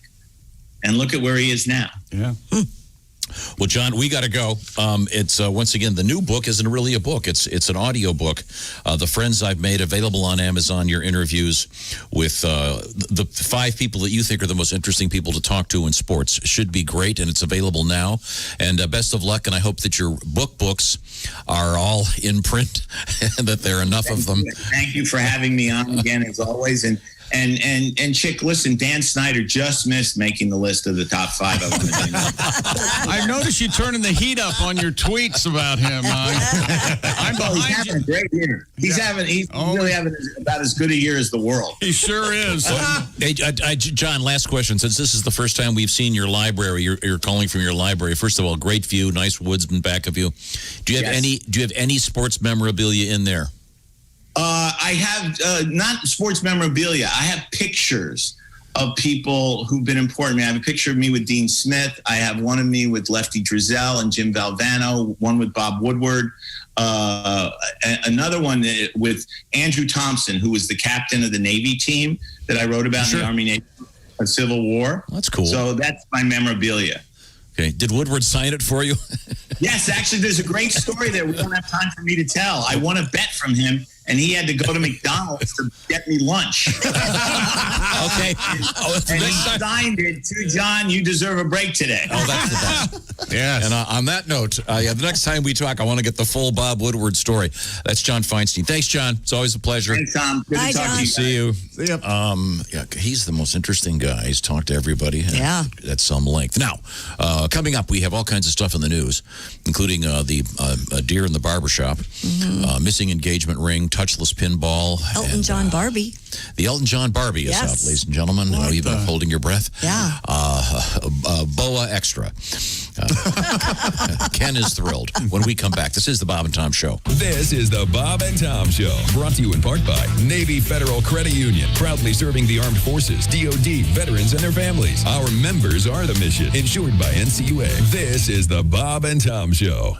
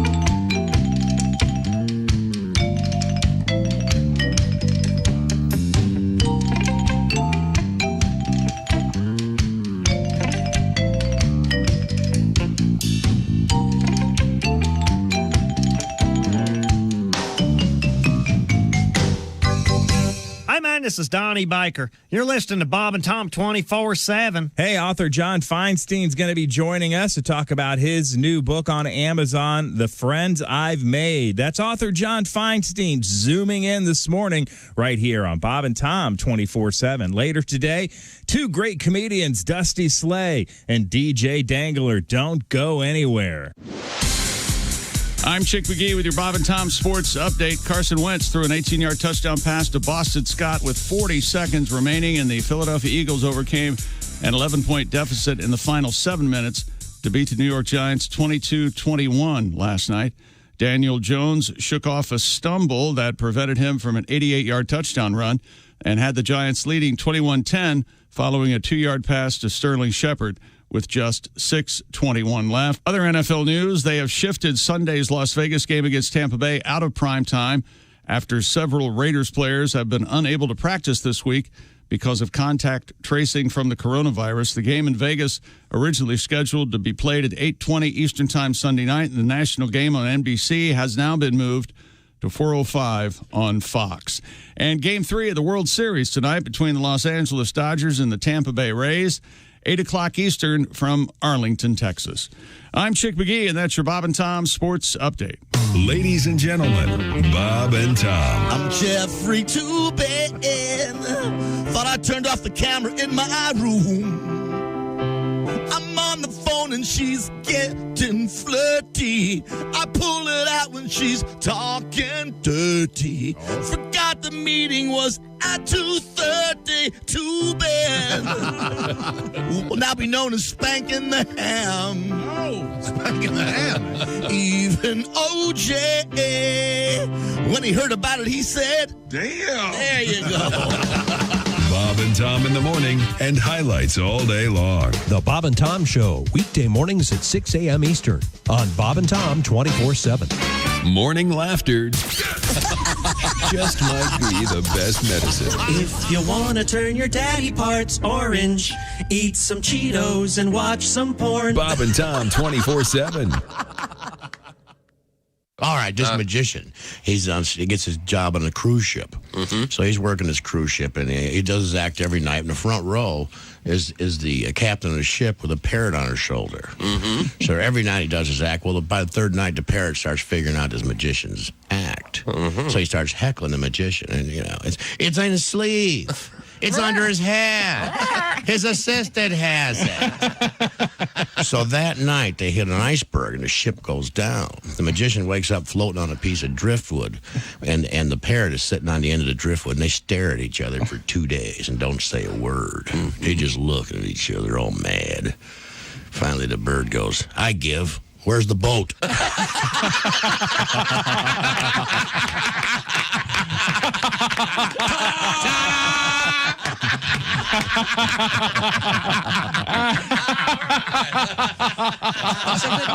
Oh, yeah. Essential Morning Radio. All day and all night. Really? No, seriously. Really? Bob and Tom 24/7. 24/7. I'd like to do a little song for you if you don't mind. Oh, a cappella, go ahead. You sure? I got my thing here, and I'm going to stand up. What I'd like to do right now is because my influences go way back. I was a fan of the old radio days. You remember Rudy Valley and such? Oh, sure. Yeah. I'd like to juxtapose times. I'd like to take a singer from the 30s and do today's rap style, and I'll leave you with this. What do you think? Little megaphone there. What up, everybody? What up? Rudy Valley here announcing a new song called I'm Just an East Coast Gangbanger. What up, everybody? 746 at Q95. It's the Bob and Tom Show. Christy Lee has an update on the forecast. Q95, Fox 59 weather brought to you by CarX. Showers, thunderstorms off and on today, high 75. Partly cloudy, much cooler tomorrow, 56. Partly cloudy, 58 on Sunday. Right now, 64 degrees. So yesterday sure was nice. Yeah. Yesterday was Got great. that going. Yard work and whatnot. Thank you very much. And we'll have to get an update on the arrival of the maid at Josh's house. Yes, yeah. Yeah, well, you haven't brought it up, so I assume everything went well. Well, I hope you were listening carefully and keep listening carefully because your shot at $1,000 will come up repeatedly today here on Q95. Thank you very much. Oh, by the way, tonight it'll be My Indie TV 23 at 11:30. It'll be a show we call Bob and Tom Tonight. You can be part of it and be watching it this evening. Thank you very much. Welcome back to the Bob and Tom Show. Let's see, we really haven't done the proper introductions yet today. Ace Cosby is our engineer, the proprietor of the Ace Cosby Joke of the Day, which will be coming in a matter of moments. Chick McGee's at the sports desk. Behind the IHateStevensinger.com sidekick desk, it's the chair occupied by Josh Arnold. Hi. Christy Lee in the Navy Federal Credit Union News chair. Yes, sir. And then this is Tom speaking. There's Willie G playing air bass and Pat Godwin with his pencil-thin mustache. Hello, my friends. Did we not get a new hat? We asked Pat. Lots of hats over here. We asked Pat to shave off his facial hair, except for the pencil-thin mustache, which he has dyed jet black as part of a bet. It's nice to know that other people bet. We heard that Mr. John Feinstein said that he had a bet with Bob Woodward, the famous political writer, and Mr. Woodward had to go buy him breakfast at McDonald's. How about that? Isn't that who knew? the guy from Deep Throat would be. Well, you can take your headphones off and put on a hat just for us. Why don't we just do a photo shoot of the hats later on? Oh, okay. Okay. Oh, there you go. You look very nice. Okay. A little fashion show. Once again, Pat, you look like my old boss when I was a bellboy at the Holiday Inn. Yeah. Except you're not right? Yeah, he was heftier than Pat. He was a corpulent fellow. Oh God, Christy proclaimed at hearing that this man was heftier than Pat. No, he was. That's not a way to put that.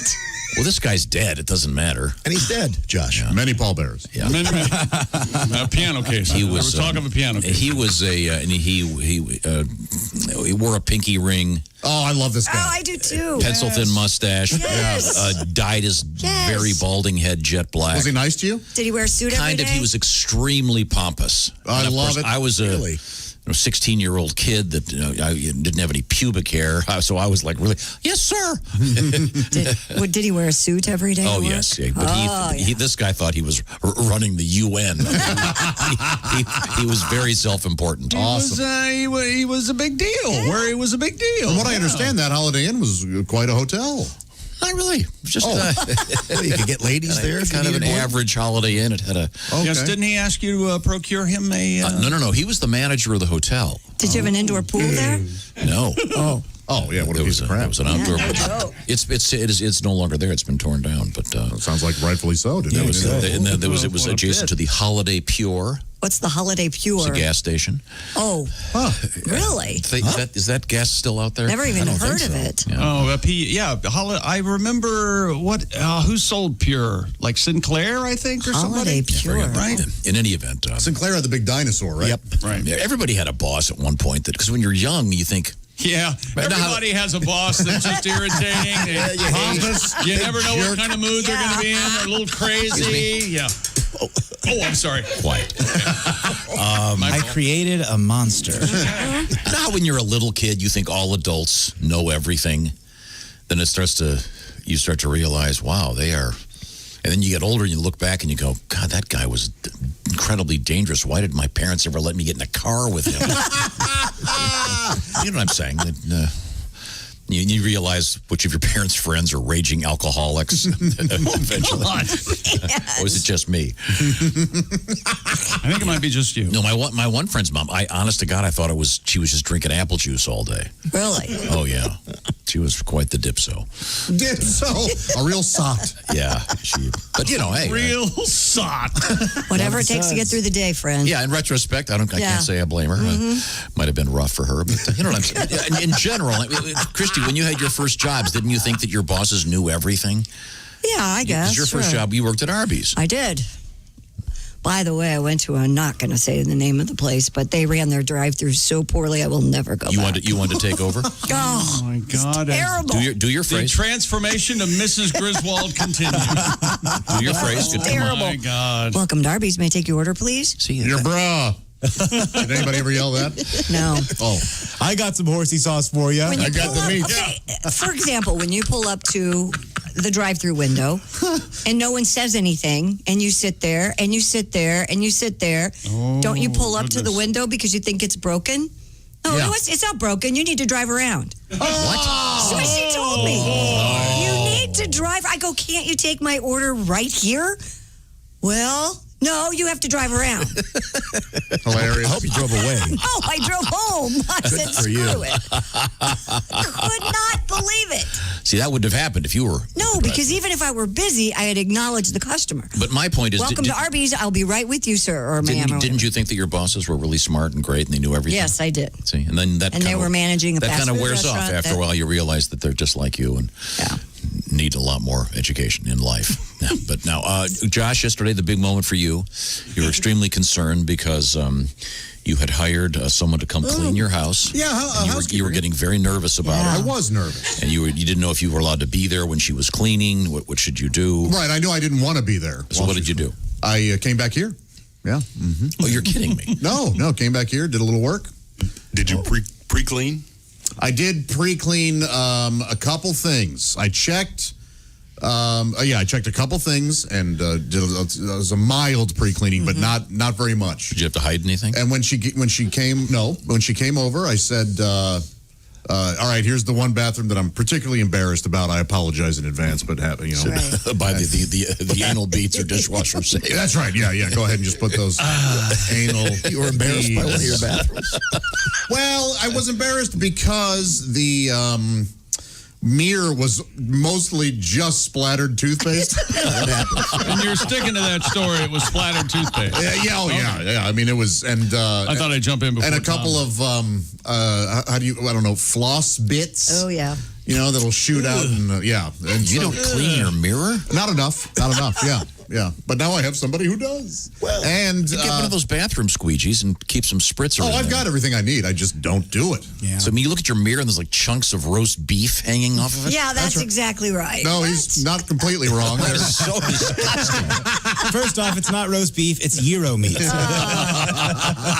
Your bowl's in good shape, though.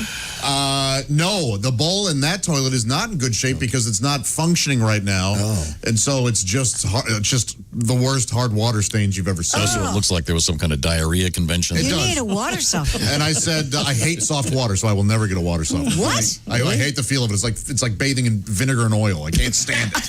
Really? Oh yeah, it's the grossest. You don't like soft water? No way. The harder the better. Oh, that's I practically want ice cubes. So that's why all of your sinks are brown. No, they're very, very white. All the sinks are brown. Don't you say there's a lot of calcium in my house. And the toilet's gray. And the toilet's gray. Coming up, we'll try to get to some news. I promise. We have also one of my favorite comedians, Dusty Slay, will be our guest. He's a good man. Another great comedian, DJ Dangler, all coming up. And we have a couple weird stories. A dog born green. Have you heard about this? Mm-hmm. Dog born green. Crapping in the front yard. Do you have a song for that one, Pat? I have something coming up. Oh, good. Okay, good. Not right now, but when we come back, how about that? This is the Bob and Tom Show. Got something to say? Send us an email. bobandtom@bobandtom.com. This is the Bob and Tom Show.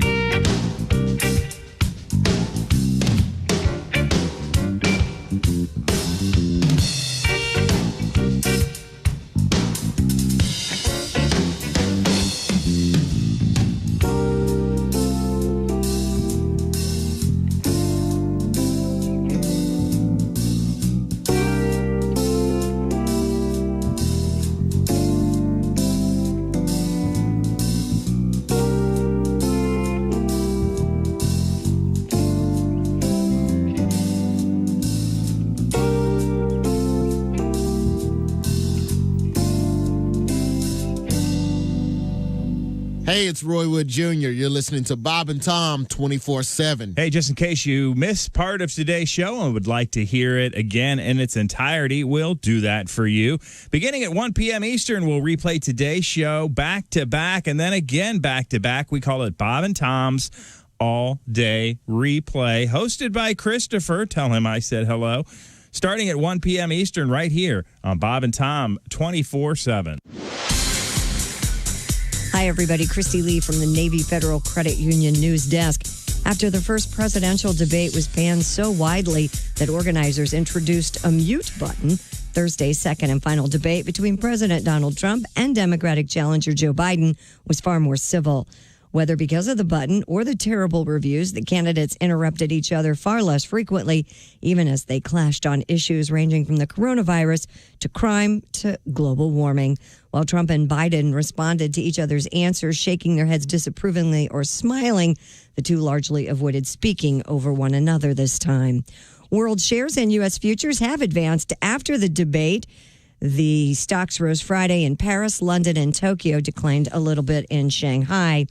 And so it begins. It's a holiday wish that won't be granted this year. Kids asking to be brought to Macy's in New York to sit on Santa's lap and take pictures. Well, the department store won't have a Santa Claus there. More than 250,000 kids come to see Santa each year. But because of the coronavirus pandemic, Macy's says it can't create a safe environment for that. There won't be Santa setups at the San Francisco or Chicago stores either. Instead, Macy's will offer virtual Santa visits, including online selfies with them.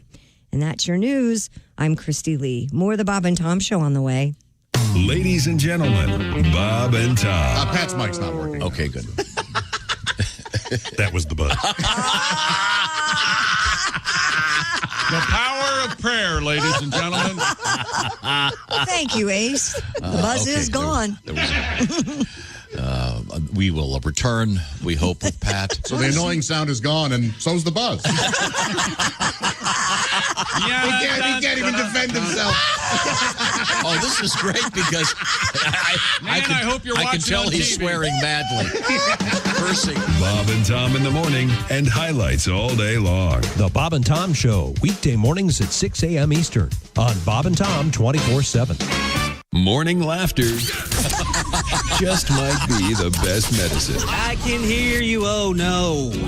You're talking out your ass again. Bob and Tom 24/7. You ever had to endure the humility of one of those store-bought costumes? Oh, yes. And then, Sort of looks like Spider-Man if he'd have been in a hospital. You know, because yeah, they it has tie the it tie in the back. Yeah. You know, Oh, yeah. and it's always one of those, what are you supposed to be costumes? You know, they open the door, trick or treat. What are you supposed to be? Yeah. Supposed to be Spider-Man. Yeah.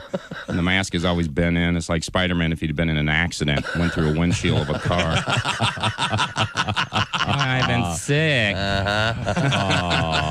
What age did you guys stop trick-or-treating? Obviously, there's signs. I mean, you know, that you're a little too old to be trick-or-treating. I mean, when you no longer need a fake beard. You know what I mean? Yeah. You can't go to more than 6 to 8 houses without having a smoke break. Yeah. You know, you go up and you ask for treats that have a lot of fiber. Mm-hmm. You know, Or Morning Q95, it's the Bob and Tom Show. Certainly is. Christy's got a quick forecast. Q95, Fox 59 weather brought to you by CarX. Your weekend weather, showers, thunderstorms today, high 75, partly cloudy Saturday and Sunday, much cooler, highs in the mid-50s, 64 now. Da-da-da-da. You demand, Josh. Well, thank you very much. And I've got to tell you about my new favorite NFL bet this season. I have to sneeze, and I don't know if it's going to come out. You sneeze. I'll say FanDuel is the best, and FanDuel is super fun. And don't be intimidated. I'm afraid to bet. Have some fun. Watch the game. Makes it worth your while. Back to you, Josh. Exactly. It's simple. Just combine multiple bets from one game into a single parlay. It's their same game parlays. You're going to love them. The payouts are even bigger when you win. And FanDuel will refund your first same game parlay you lose on any NFL game each week up to $10. That means you can bet a different parlay risk-free every week all season long. They're the only sportsbook app that have these same game parlays. To get the FanDuel app, use promo code WFBQ. It's a lot of fun. You must be 21 or older and present in Indiana. Refund issued as non-withdrawable site credit that expires in 7 days. Max refund $10. Terms apply. Gambling problem? Call 1-800-9-WITH-IT. FanDuel. Have some fun. Welcome back to the Bob and Tom Show. It's great to be here on this, the 23rd of October, 2020. The year that will never end. Oh, ain't that the truth? I can't wait. Daddy, what was 2020 like? Oh, well. Don't ask. I don't even want to see movies about this. I'm sure someone's planning the romantic comedy where they were going to break up, but then they had to stay together, and look, they fell in love. I want to be the pessimist, but 2021 isn't looking much better. And then he killed her. It's called. He slipped that right in, didn't he? It's called Mommy's Heads in a Hat Box. Good name. That's amazing. Really like good that name. time. I mean, it pitches itself. Sure. Let's see, where was I? I promised we'd have the Ace Cosby joke of the day coming. Yeah, well, but We still have time. A lot of promises. I know that I think we're all ready for Ace. Sorry, Ace. I had no idea. Hello, Bob and Tom Show. Hey, Bob and Tom, it's Donnie Baker. Hey, Donnie, how are you? I'm good. You guys see the debates and all that debating? You know something? I didn't watch it because I hate politics. Yeah, I didn't watch it either. I'd much rather do anything else than watch that. I went to bed at 8:30. Well, I got a different debate for us today. What's that? Because I started seeing this new chick who wanted to go apple picking. Oh, no. You know where this is headed, Tom? Oh, I've been there. Grab your wallet. Well, it's early enough in the game. I have to agree to do this kind of stuff and pretend it's what I want to do because basically I ain't even dipped in it yet. Oh, so, help me with this, Christy. Here's my debate. What's your woman's fascination with picking apples and gourds anyways? I don't know. Being outside, it's pretty. Like some weird priority for you chicks, like making sure we can provide for you, you know? Oh, I swear to God, same thing when Patty Ferguson's driver's side mirror got busted out on her topaz. So I took her to pick apart, and she looked at me with dreamy eyes during the entire dry rub tuggy on the way back home. Oh, geez. You know, I swear to God. So you can take care apple picking, if I'm debating, I'm against it. It's like, let's go pay $18 to play Pilgrim for 2 hours, you know? If I'm picking apples, somebody's paying me. I don't do hard labor. State law. Okay. It burns me the core. And tell me this, Christy, while we're debating, why I got to pay $5 to park? When I go shopping at Dillard's, they don't shake me down for extra. and their parking lot's paved. But apple picking, I got to pay to park and get crop dusted. Not to mention, nearly, my boat, I barely got my boat out of that place. Hell, that was harder than the corn maze. They had cars packed in there like Legos. And how was picking apples even a date anyways? I mean, it ain't 1852 medieval times. I get it. Back when your only date options were apple picking, shoeing horses, or jousting. Yeah, maybe I'd pick apple picking over swapping pelts and ferns, you know? Yeah. So I get why you did it back then, but not now when we got monster trucks and sex swings with bucket seats. Yeah, exactly. And tell me how some bumpy-ass hayride out to an orchard field is worth time or money. If I want to swat a sweat bees and mud daubers for 2 hours, I just wash my hair in Mountain Dew again and lay inside the bug flapper. There's always so many bees. Hey, check out this box score, chick. One day at the apple orchard, I ended up with 12 bee stings, 8 apples, no errors. Played it perfect. Still, no stinky pinky. Then after we picked our own apples, we get back to base camp. She wants to share a caramel apple for another $7. Cash. You know, that's almost market price. Oh, on a positive note, that dead molar I needed yanked is gone. Yeah, those caramel apples will do that. Oh, I swear to God, Tom. By the time we left, I dropped, like you said, $97 for a bag of apples. They weren't even free range. They're going to dry rot on her counter. Sure. Got that, a gallon of apple cider and 1 abscess tooth. Oh, and spoiler alert, go easy on the apple cider. Why? It's so good, it's hard to pace yourself. I drank that entire gallon when I got home. I ain't been able to hold my mud for the last 14 hours. Oh, that was a little I swear to God. Hey, Christy, no wonder why the pilgrims are extinct. I swear to God. I gotta go. Man. Very helpful. Bye, Donnie. There are always so many bees in an apple. I do love There paying. are bees I do love paying to park when you can see nothing for miles but silos. Yeah. Wait a minute, I got to pay $12 to park here. At least at the dollar store, as you said, it's paved and it's in a city. That's the other horrible thing about 2020. You have to eat outside, and all the bees know that. So they're there with you at lunch. Yeah, it covered up my drink. I have to cover up my salad. It's like, come on.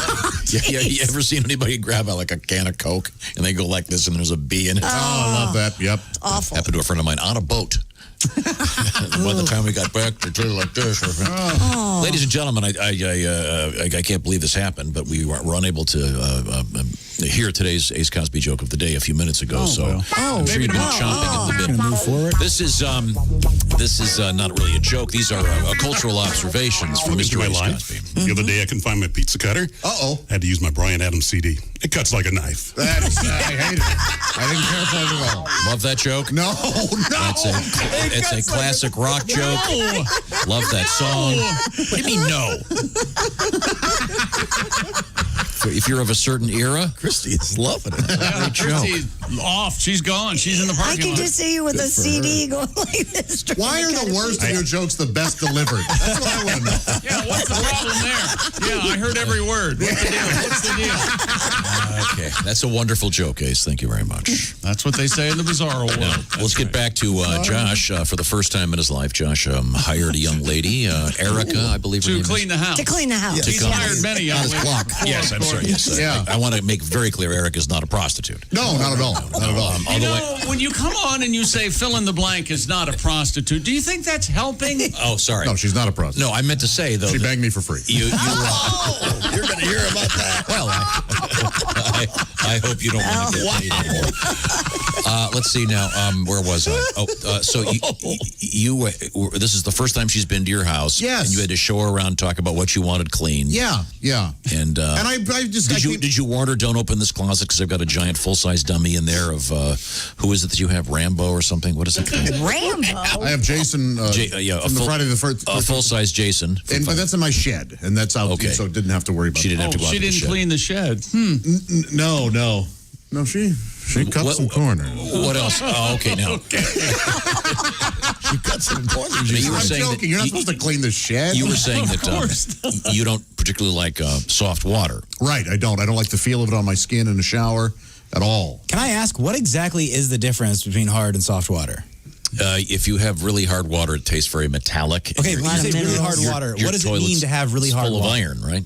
That's what they call it. Yeah, there's metal in it. The certain soap doesn't metal, lather so they up call it properly. hard. It tastes really bad. And your skin's really dry because the soap, you have to use a lot more soap. the soap. Yeah. Pat, you're kind of on my side with this? Or? I am, yeah. Yeah. I have extremely hard water at my house because I'm on a well, but then I have the equivalent of a nuclear power plant in various soften the parts of water, the house that removes enough iron to sure. make an anvil daily. I can't stand I like hard water. I want to see the gravel in the water. So you don't taste it in your mouth? I don't drink it. I've got a purifier or whatever. Oh, okay. You've got like a reverse osmosis. Now, a lot of people don't like to drink soft water, so they will have like cold water in my kitchen is still. But if you're not familiar, again, we were talking about being a kid and how you don't know anything when you're a kid. I can remember being a kid and going over to certain people's houses in rural areas, and their toilets were that horrific brown thing, and I have made the obvious assumption that this was because they had terrible bowel habits. I mean, they look similar. It looks so disgusting. Right. So one of the toilets at your house it was just completely brown. Yeah, because Let's say rusted. Because I'm you can getting rid of that toilet. Okay, because you can get that stuff that'll take that out. And I've got that. I've got that in the other toilets. So, but you felt obligated to explain it to her, so she didn't think you were. Yeah, I go, hey, don't worry. I go, don't clean. Yes, don't clean the inside of that bowl. I'm getting rid of that toilet. I go, you can clean the outside or whatever. And she did a great job. Okay. Now the traps that I set, she didn't. She did not. And when I say traps, I mean I left like 3 sort of areas. I wanted to see if she would get them without me mentioning them, and she didn't. Oh, what are they?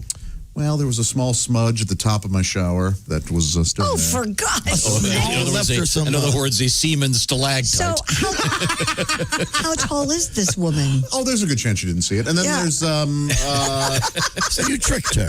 I also I didn't realize when I was reading her Yelp reviews that She doesn't dust behind the television. Oh. And That's awkward. That to me seems like a deal breaker. Perhaps you should have instructed her to dust behind the television. It's funny you would say that because I was looking at your monitor right here and I'm like, God, that is so dusty back there. And also inside one of my shoes in my closet, there was a pube. Oh, yeah. It's the pube in the shoe. It was still there. Yeah. So. My favorite story like this is before I was born, my mother had hired someone to clean the house. Yes. And it was the first time. And my mom had, my father was downtown at work. My mother had got in their car and drove off somewhere and had forgotten something and came back. Right. And this woman who I swear to God, I can still remember her name. My mom would always tell her name was Ruby. Yes. And Ruby was sitting in my sister Jan's room playing her Elvis 45s with a full bottle of bourbon and no glass.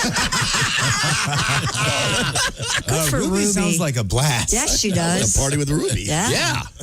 No joke. Ruby got down. Yes. But and my mom described it, all the 45s. Remember back in the day they'd have those suitcases? Oh, yeah. Like the suitcase record thing? Right. Yes. I bought one of those retro at Restoration Hardware a few years ago, but it had that funny thing in the middle so you could stack 45. Mm-hmm. Exactly. Just a different world. But yeah, she was jamming. Good for her. Not cleaning, jamming. My housekeeper was not. She was working hard. Yeah. Yeah. Okay. Yeah. She did a great job. Glad it went well. Now, Josh isn't just sitting in any chair. That is the IHateStevenSinger.com sidekick chair. And why is Steven hated? Well, he may be the most hated jeweler in America. And he's excited, though, to introduce you to something very special. Beautiful, classy, brilliant, dazzling. I'm talking about Krista. Krista is Steven Singer's most loved engagement ring. Krista takes the guesswork out of finding the perfect ring because you can spend a lot of time looking and you got all these explanations. What's going on? I don't understand what clarity, blah, blah, blah. He took all the guesswork out of it because Krista's a 100% eye flawless, near colorless, high quality, round, brilliant cut diamond, expertly set into a classic solitaire Tiffany setting. Krista's available right now.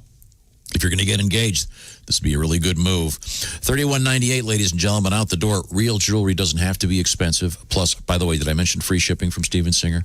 How about 12 months interest-free financing from Steven Singer? Steven Singer's showroom is open and very clean. And also, you can just do it online. IHateStevenSinger.com. Click on the Krista Ready for Love engagement ring. Steven Singer Jewelers, by the way, I also would recommend a nice bracelet or a nice necklace. Throw it around your pumpkin. Hey, look, baby, look what I got for you. Oh, it's a jack-o'-lantern with a bracelet. You'll thank me. Steven Singer Jewelers, real jewelry, real experts for your real love. Oh, dear Tom, thank you so much. I was paid off big time. That's IHateStevenSinger.com. We're coming back with a song from Mr. Godwin. Okay. Or two, I understand, including a challenge. And comedian Dusty Slay. This is the Bob and Tom Show.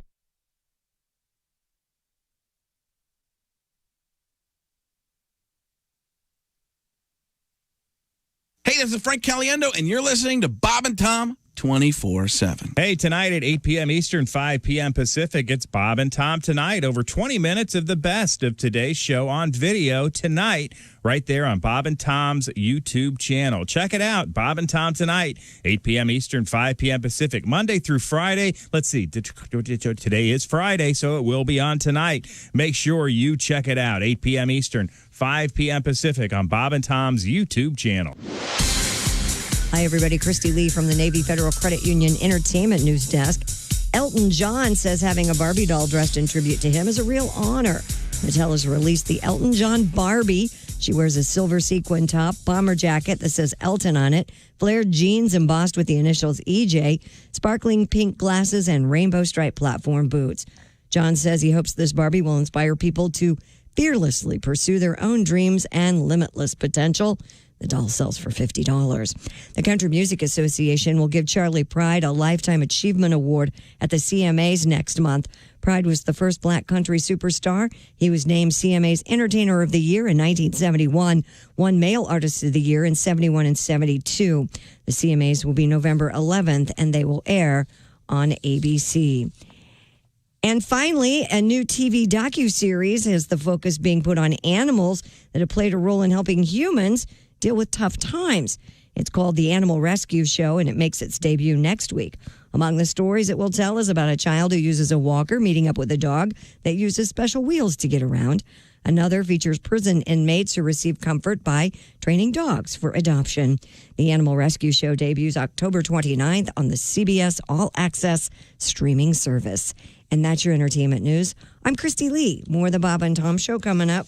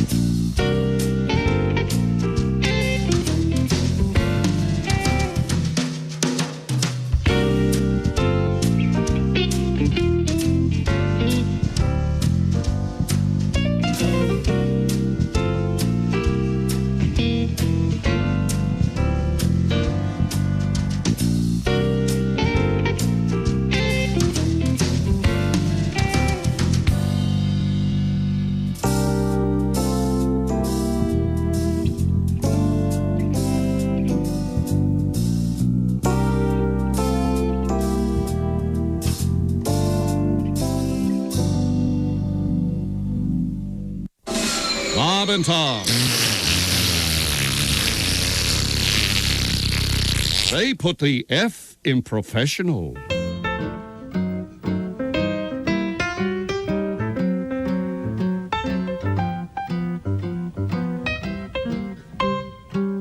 Here, boy. Come on. Come on. Come on. My dog's been talking to me.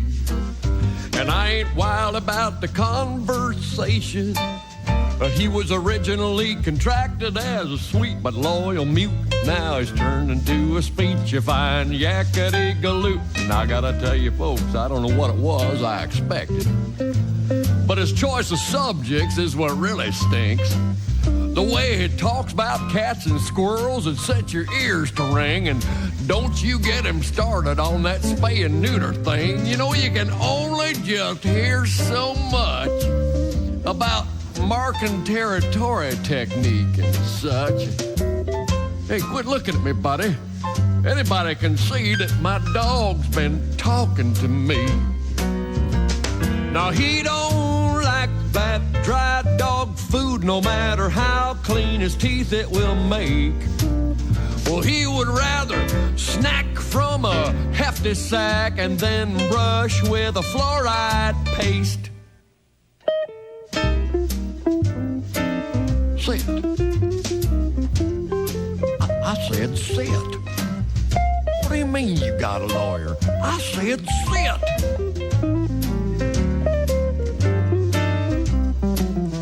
Now, if you're taking the time to examine your doggy's lips, you find the sides are floppy and serrated. And right up under his nose, why, his lips, they barely meet. And his tongue is way too big for proper enunciation in his speech. So consequently, his F's and M's and P's and B's are less than perfect in their execution. And what's worse, they are accompanied by a string saliva breeze that anoints the conversation like a crystal clear pizza cheese. And when that dog is in my automobile, he's always messy. 821 at Q95. It's the Bob and Tom Show. Christy Lee has the forecast. Q95, Fox 59 weekend weather brought to you by CarX. Showers and thunderstorms possible today. High 75. And then cooler for the weekend, but partly cloudy skies. 56 Saturday, 58 Sunday. We have cloudy skies and 64 degrees. Keep listening for your shot at $1,000 on Q95. Also, I'll remind you that tonight at 11:30, My Indie TV 23, it's a show we call Bob and Tom Tonight. Also a special midnight edition tomorrow. Welcome back to the Bob and Tom Show. Things are about to get a lot hairier in here. We'll start by the introductions. Ace, Chick, Josh, I'm Tom. There's Willie G and Patty G. Christy Lee is right over there. And we are joined by comedian Dusty. Wow, Dusty, you are looking great. All right. Dusty Slay joins us, a Southern gentleman. And are you home? I am home. Yeah, this is the hot spot here. All right. All right. You've got a really nice microphone, though. That's very professional. You've been doing a lot of podcasting. Well, yeah, you know, I sit at home a lot, so I'm always doing something. I'm trying to look like I'm at a radio show. All right. Well, you look good, man. Yeah, how would now you we got a little We got a little logo on here, and it looks good. Okay. How would you describe your look, Dusty? Now, for example, before we move on. What question is that? Just a second. Well, we have a comedian, Pat Godwin. I don't know if you can see Pat. Hey, Dusty. Pat, we asked him to shave everything except a pencil-thin mustache and dye it jet black. $300, Dusty. Yeah, for $300, we're paying him. Still not here. Got this letter from Randirio, writes, Pat looks like he's going to tie a damsel in distress to a train track. Pat resembles... And I am the damsel. An unemployed, defeated matador who just lost a fight with a bull. I like that. That's about right. Does you affect a certain look? How would you describe it? Well, some people think I'm homeless, you know? I mean, if I'm in a city with a lot of homeless people will try to give me food and stuff. Oh, that's nice. Yeah. I was in Austin, Texas, sitting on a park bench, dressed like this. You know, I was show ready. And and I was looking down, and I heard someone say, excuse me. And I looked up, and there's a little girl standing there with a brown paper sack in her hand, and she said, do you want a sandwich? It was very sweet, and I did want a sandwich, so it worked out. There you go. Yeah, to me, you look like you could be in Molly Hatchet in 78. Yeah. Got really long hair, a beard. It's hard times out here, and I'm looking for any kind. I'll be in a band now. I've decided I'll switch. Okay. Okay. Obviously, I'm traveling down the road. COVID-19, the quarantine, et cetera, et cetera. We're once again speaking with comedian Dusty Slay. How are you dealing with the quarantine? Well, I struggle with a mask because I burp a lot. You know what I mean? And I don't know if you burped into an N95 mask before, but it does not leave. And I almost choked myself out in a grocery store. Yeah. I think that's the best mask because it doesn't let anything out. Yeah, very good. Very good. I've noticed that. Now, are you stuck in your home? Where do you live now, by the way? I live in Nashville. Okay. I'm out on the road now. I'm fully out on tour, but for a long time I was stuck here, and I was, I got into birds for a little while. Oh, right on. Oh. Yeah, I got some houses, some feeders, some traps, and some cats. I stood out my back window, looking at birds so long, my neighbor put up an 8-foot privacy fence. Wow. Now, Dusty Slay once again is our guest, and I know Dusty, some gigs coming up. It's going to be this weekend at Gutty's. Guttys, Gutty's in a place called Greenwood, Indiana. Then it's Columbus, Ohio's Funny Bone coming up Halloween weekend. And then November 6th and 7th, the Grove Entertainment Complex in Lowell, Arkansas. All right. And then Nashville, a special event, Zany's. It's called Dusty's Grand Old Comedy Show in Nashville, November 11th. That'll be great. That's one of the great rooms in the country. Oh, yes. Of course, Zany's in Nashville. I'm trying to remember last time you were in here. And I'm not trying to. You grew up in a trailer park. Were you in Mississippi or Louisiana? Where'd you grow up? I grew up in Alabama. Yeah, I grew up in a trailer park. Yeah, which wasn't that fun. So not sure why they call it a park. You know what I mean? And, I never went camping. I never went camping growing up. Because like I say, I grew up in a trailer, and we felt like we had a pretty good idea what camping was all about. Yeah. I hear you. We're like, we already kind of live in a camper. We're not really trying to take it down to a tent. I can see that. Well, now, are you are you single, married? Do you have a partner? What's going on? I'm married. My wife is here with me, and we have a great time. I mean, we're out there looking at birds, and it's good that I'm back on the road. I think my wife is happy that I'm out of here a bit. Yeah, and are the audiences spread out to keep it COVID friendly? Yeah, I mean, I guess so. I mean, I think so. I don't go out measuring, but I assume it's all safe. I just trust all the clubs. Okay. I mean, so far I'm okay. And I get a little paranoid. I sit around the house, watch conspiracy videos, do some CBD, and all right. It's a tough time. It's a tough time to be a door-to-door salesman. I had a guy I was watching a video one day. Yeah. A guy showed up with a mask and rubber gloves. I was like, I don't think so. I was like, you're not checking my temperature and hauling me away to some facility. And I don't care for the way they check temperatures now. You know that thing with the forehead? Right, sure. You better put it in my mouth. You know what I mean? Like I don't I don't do a temperature that way. I've seen No Country for Old Men. Oh, yeah. God, I never thought of that. Oh, yeah. That's hilarious. Dusty Slay is our guest. Dusty's a great stand-up comedian. And any stuff out there in the world of commerce? Do you have any or anything on Netflix or whatever? Where are you in the world of the internet these days? Well, I'm all over the internet, but I got several things on YouTube. I got a podcast called the We're Having a Good Time podcast. I have 2 albums on iTunes. Well, please buy them. Please, you don't have to buy them, Dusty. You've heard them. But everybody else, please buy them. Dusty is really one of the very best guys out there right now. And can I, real quick, before we let you go, I wanted to ask you about your appearances on various late-night shows. What was the first one of those? Was it Conan? I did Jimmy Kimmel first, Jimmy Kimmel Live. How nervous were you? Well, so nervous. I mean, it's like, you're doing comedy for everyone that you've ever known in your life. And but once it's done, it feels great. And then I did the Tonight Show the next time and was just as nervous. But when it's done, you're like, all right, I did it. But in the beginning, you're like, oh, man, everyone I've ever known, my high school friends, my family, they're all watching. And if it doesn't go well, then you may not get invited to Christmas or whatever. So, well, I know they all went very, very well.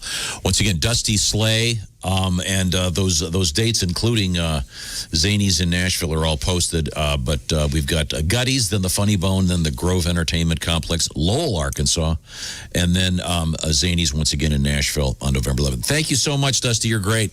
Yes. Thank you. Thanks for having me. Great to see you guys. Yeah, Good to see you, can't wait to Dusty. see you in person. Yes. All right. Oh God, yeah, his sets are he's so ungodly. funny. He really is a great comedian. He's such a sweet guy. He sure is. Yeah. But he does kind of affect that 1979 rock star. It's awesome. Oh, absolutely. Yeah. And he doesn't look like he's trying to pull something over on us. That's his look. Yeah. Yeah, that's him. That's how he likes his hair and his beard. Yep. Yeah, okay. Pretty rad. And if I had hair, I'd do that too. Well, there are pictures of you with that hairstyle around. Yeah, I've seen those. Don't Holding hassle cats. me, man. Hairstyle. Those were the days. I tell you what, we haven't heard from much from Pat Godwin, but I want to alert everybody. If you were listening yesterday, you may know that we asked Pat to shave down his facial hair down to a pencil-thin mustache and then dye it jet black.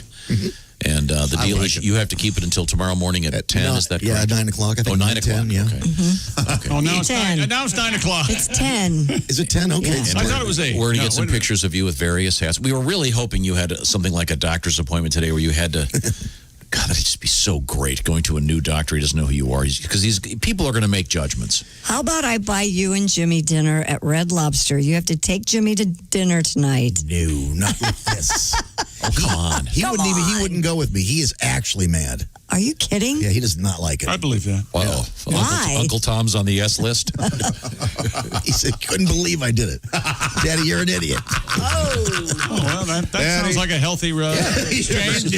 We're buddies. We talk to each other like that. Sure. All right. We're doing Good some job. training. He's a good kid. Now, I understand that we have, and I don't know what this is about. There is the Pat Godwin challenge, of course, is when I ask you to write a song about something, but this is different. This is Willie's deal.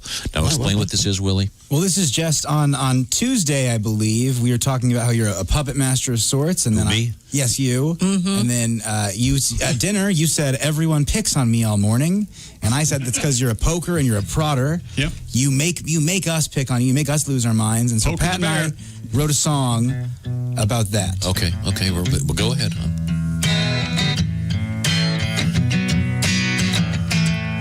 Some people call me a big playboy. Some call me the master of all. Some people call me a big jerk, 'cause I'm the menace of Chagrin Falls. It's outside of Cleveland. In case you didn't know, I'm a prodder, I'm a poker, I'm a morning joker. I tell my jokes next to my son. He's a stoner, chick's a loner, Josh has a boner. Looking at the cinnamon buns. Nice job, Willie. Yeah, thanks. I thought it was supposed to be about Tom. I did too. It took a twist at the end. It took a cinnamon twist. Double twist at the end. Tom sounds like a pretty great guy, and we're loners and creeps. Okay, all right. Oh no, it's from his perspective. It's because that's what he calls us. Is it? He got me too. He said he's a stoner. He's alone. It was very fun. Yeah, I thought so. I thought it was okay. No.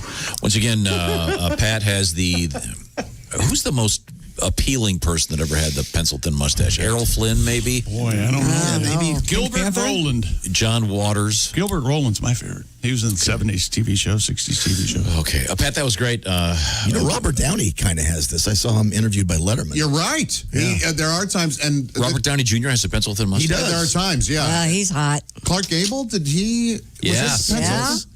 Because Vincent Price is my favorite, but I wouldn't say appealing per se. Creepy, yeah. Yeah, he had that. But Vincent Price had a thing because he's very charming. Yeah, very charming. Peter Sellers has it a few times, doesn't he? Yep.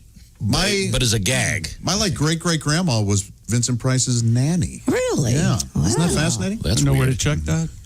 Okay, we're very A lot interested. of people have pointed out that Danny DeVito wears in that that one in movie, Matilda. right? Yeah. And I think in Johnny Dangerously, he has one as well. Yeah. Yeah, I guess being compared to Danny DeVito, not exactly. It's happened before. Not the first time. Well, Pat, some waiter said that once. I almost Hey, is punched that Brad Pitt or Pat Godwin? Let's make it clear, Pat. It's not that they're trying to be rude. It's just because you look like Danny DeVito because you're short and fat. Yeah, that's all it is. That's all it is. Let me tell you, I saw Danny DeVito in L.A. in Hollywood, and he had 6 girls with him, 3 on each side in this beautiful booth at this restaurant, and they were all 25, 6 feet tall, gorgeous models. Rhea Perlman was sitting at the bar crying. Yeah, where's Mrs. DeVito? Yeah. No, they'd been divorced for. I saw him out too a lot. He's a partier. He's a partier. And everybody, who doesn't love Danny DeVito? Everyone. Everyone. I had no idea Christy had her finger on the pulse of the DeVitos. Apparently, they're divorced. You didn't know I had that? no idea. Yeah, Tom, have you ever spoken to Danny they've been DeVito? divorced for a while. I have not. Oh, well, we should get him on the phone. Actually, wait a second. That's false. He's pretty famous for being drunk and during interviews. I'm wrong. Yeah. We did have Danny DeVito on the air. I forgot about it. Oh, right on. When Philadelphia, whatever that's called, came out. Oh, It's Always Sunny on Philadelphia? Yeah, Danny DeVito's not in Philadelphia. Sorry. I got 8. No. Here's the thing. No one respects me. So I'm so sorry. I got 8. God, wouldn't it be great? Just drive the cab. Thank you. Should we do maybe like a GoFundMe thing for Pat, and then so we'd have to keep the mustache and go out on several dates and not tell the women that it was a joke? That's not happening. That's not happening. Can you imagine What if it got crazy money though, Pat, and people wanted to see you keep the mustache? Pat, we could create a fake profile and use pictures of someone who maybe use the Pat Godwin pictures from 15 years ago. And then you show up with the mustache. We have to be clear. There's a fine line where this turns into just straight up prostitution. Yeah, by the way. that's terrible. We are making Pats. Pat, you were legitimately offered $1,000 to go get a new license photo today. That is actually tempting. That's really tempting. Because, who really looks at your license? That's a lot of money. Oh, it would be, I would have it blown up into a billboard. On the local freeway. My luck, I do something wrong and be in the paper. Oh, God, wouldn't that be a hilarious billboard? What would your billboard say? Well, there's the one that just Have you says, seen this man? There's the one that I always drive by because says, it's like, ask Rocky. And it's got the, Yeah. We're off topic. I'm so sorry. Christy, let's get a news story out of you. What have we missed? Barbie will now be able to see the world through Elton John's rose-colored glasses. Iconic singer-songwriter Elton John, 73, has teamed up with Mattel to debut a new limited edition Barbie doll in his honor. Well, that's rock and roll, all right. Her bomber jacket is embossed with the name Elton, and it features star-printed sleeves and a rainbow-striped hem. Colorful nods to the artist's iconic style include rainbow-striped platform boots, a bowler hat, and the, of course, sparkly pink-tinted sunglasses. When I first saw this, I assumed it was a little Elton doll. No, it's Barbie dressed as It's Elton Barbie John. as an Elton fan. Yes. Stuff like this happens, I just go listen to Tumbleweed again. Exactly. Try to forget it. No, it's fun. It's embarrassing. Yeah, when you have little girls, you realize how important dolls can be. And I guess for some guys, too, the little boys that like whatever they like, whatever you're into, of course. This is not for little girls. This is for 32-year-old gay men, isn't it? No, I think it's for collectors. 52-year-old gay men. Yeah, you're right. Yeah. I didn't know what you were doing with the Barbie. Me either. What exactly are you doing over there? Raising the age of the gay man. Yeah. Or anybody who just loves Elton John. I love Elton John. Early Elton John's the best. I know Pat's a big fan. Chicks, yeah. But you Up to stopped a point. liking him. I like him. I even like some of that later stuff. Dad, you like Elton John. He's your hair inspiration, isn't he? Yeah, my hair inspiration. Yeah, absolutely. No, I love Elton. And he's one of those guys when you go to see him live, and I just by chance, the last time I went to see him, I had really lucky good seats. And you're up there that close, and you realize, my God, this guy is amazing. He can play. Watching him, his little stubby fingers, he's like the greatest piano player you've ever seen.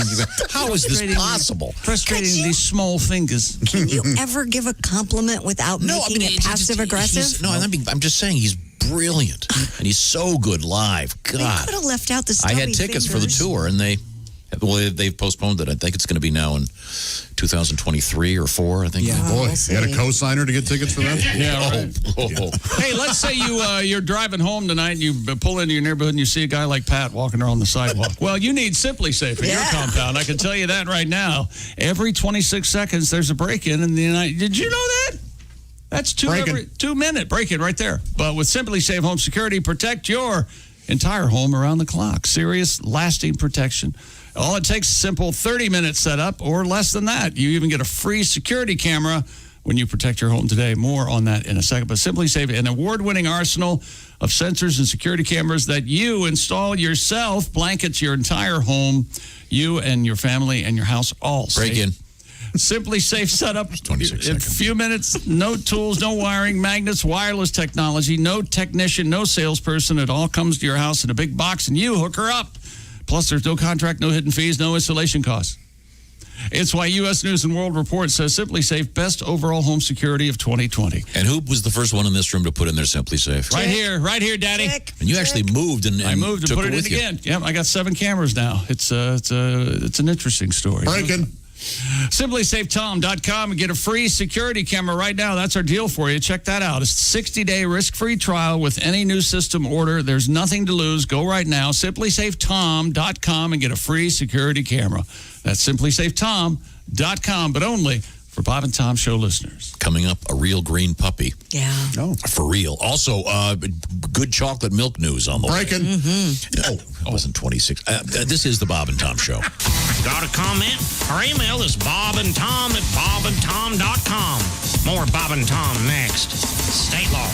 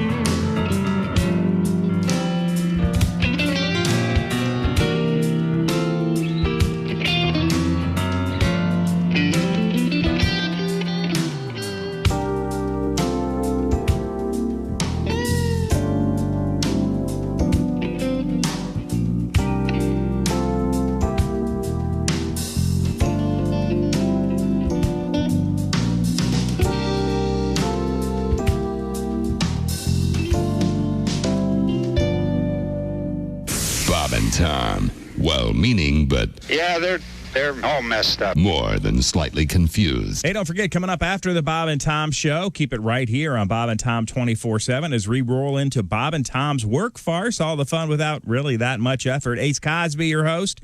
Keep that smile going all day long on a Friday. Keep your coworkers guessing what's making you so happy. It's us right here on Bob and Tom 24/7. More of the Bob and Tom show coming up. Dusty Slay and DJ Dangler on the way. I'm Chick McGee with your Bob and Tom Sports Update. Carson Wentz threw an 18-yard touchdown pass to Boston Scott with 40 seconds remaining, and the Philadelphia Eagles overcame an 11-point deficit in the final 7 minutes to beat the New York Giants 22-21 last night. Daniel Jones shook off a stumble that prevented him from an 88-yard touchdown run and had the Giants leading 21-10 following a 2-yard pass to Sterling Shepard with just 6:21 left. Other NFL news, they have shifted Sunday's Las Vegas game against Tampa Bay out of prime time after several Raiders players have been unable to practice this week because of contact tracing from the coronavirus. The game in Vegas, originally scheduled to be played at 8:20 Eastern Time Sunday night, and the national game on NBC has now been moved to 4:05 on Fox. And Game 3 of the World Series tonight between the Los Angeles Dodgers and the Tampa Bay Rays, 8 o'clock Eastern from Arlington, Texas. I'm Chick McGee, and that's your Bob and Tom Sports Update. Ladies and gentlemen, Bob and Tom. You know, she has to sweep up my leg hair on the bathroom floor. My legs shed. Okay. Like a... No, did you stop? Is there like a Maginot line of shaving when you get down there? On my legs? Yeah. No, I don't shave my legs. He said they shed. Do you not listen? No, he doesn't listen. No. God. He hears what he wants to hear. Yep. Right now, he just heard me say cupcakes and porn. That's exactly what he hears. Cupcakes and porno. Bob and Tom in the morning and highlights all day long. The Bob and Tom Show, weekday mornings at 6 a.m. Eastern on Bob and Tom 24/7. Good morning, sunshine. Bob and Tom 24/7. 24/7. 24/7. Hey, Pally, it looks like our girls have dumped us. They're taking speed, too, Dean. Baby, blow me. A kiss as you're leaving. Blow me. Oh, a kiss right now. 'Cause if you're gonna leave me, honey, whoa, I'll surely miss the way you blow me. Blow me a kiss. Come on and blow me. Blow kiss like you mean it. Blow me. A kiss goodbye. I really can't remember anything as hard as this. So blow me a kiss. Gasm. Some things in life are hard to swallow. She couldn't take it all, Dean. She couldn't handle everything. Are you kidding, you monster? But if she comes back tomorrow, I'll be shooting my wad on flowers and a ring. Honey, blow me. A kiss as you're leaving. Blow me. Oh, a kiss as you go. And always think about me as you're going down your list. Blow me. Blow me a kiss. Oh, yeah. I'll miss her arms and her elbows. He'll miss her legs so tall. I'll miss her neck and her shoulders. But I'll miss her head most of all. Go down, boys. Mr. Royce Campbell on guitar, ladies and gentlemen. I loved it when he sang Rhinestone Cowboy, didn't you, Pally? That was Glenn Campbell, you tool.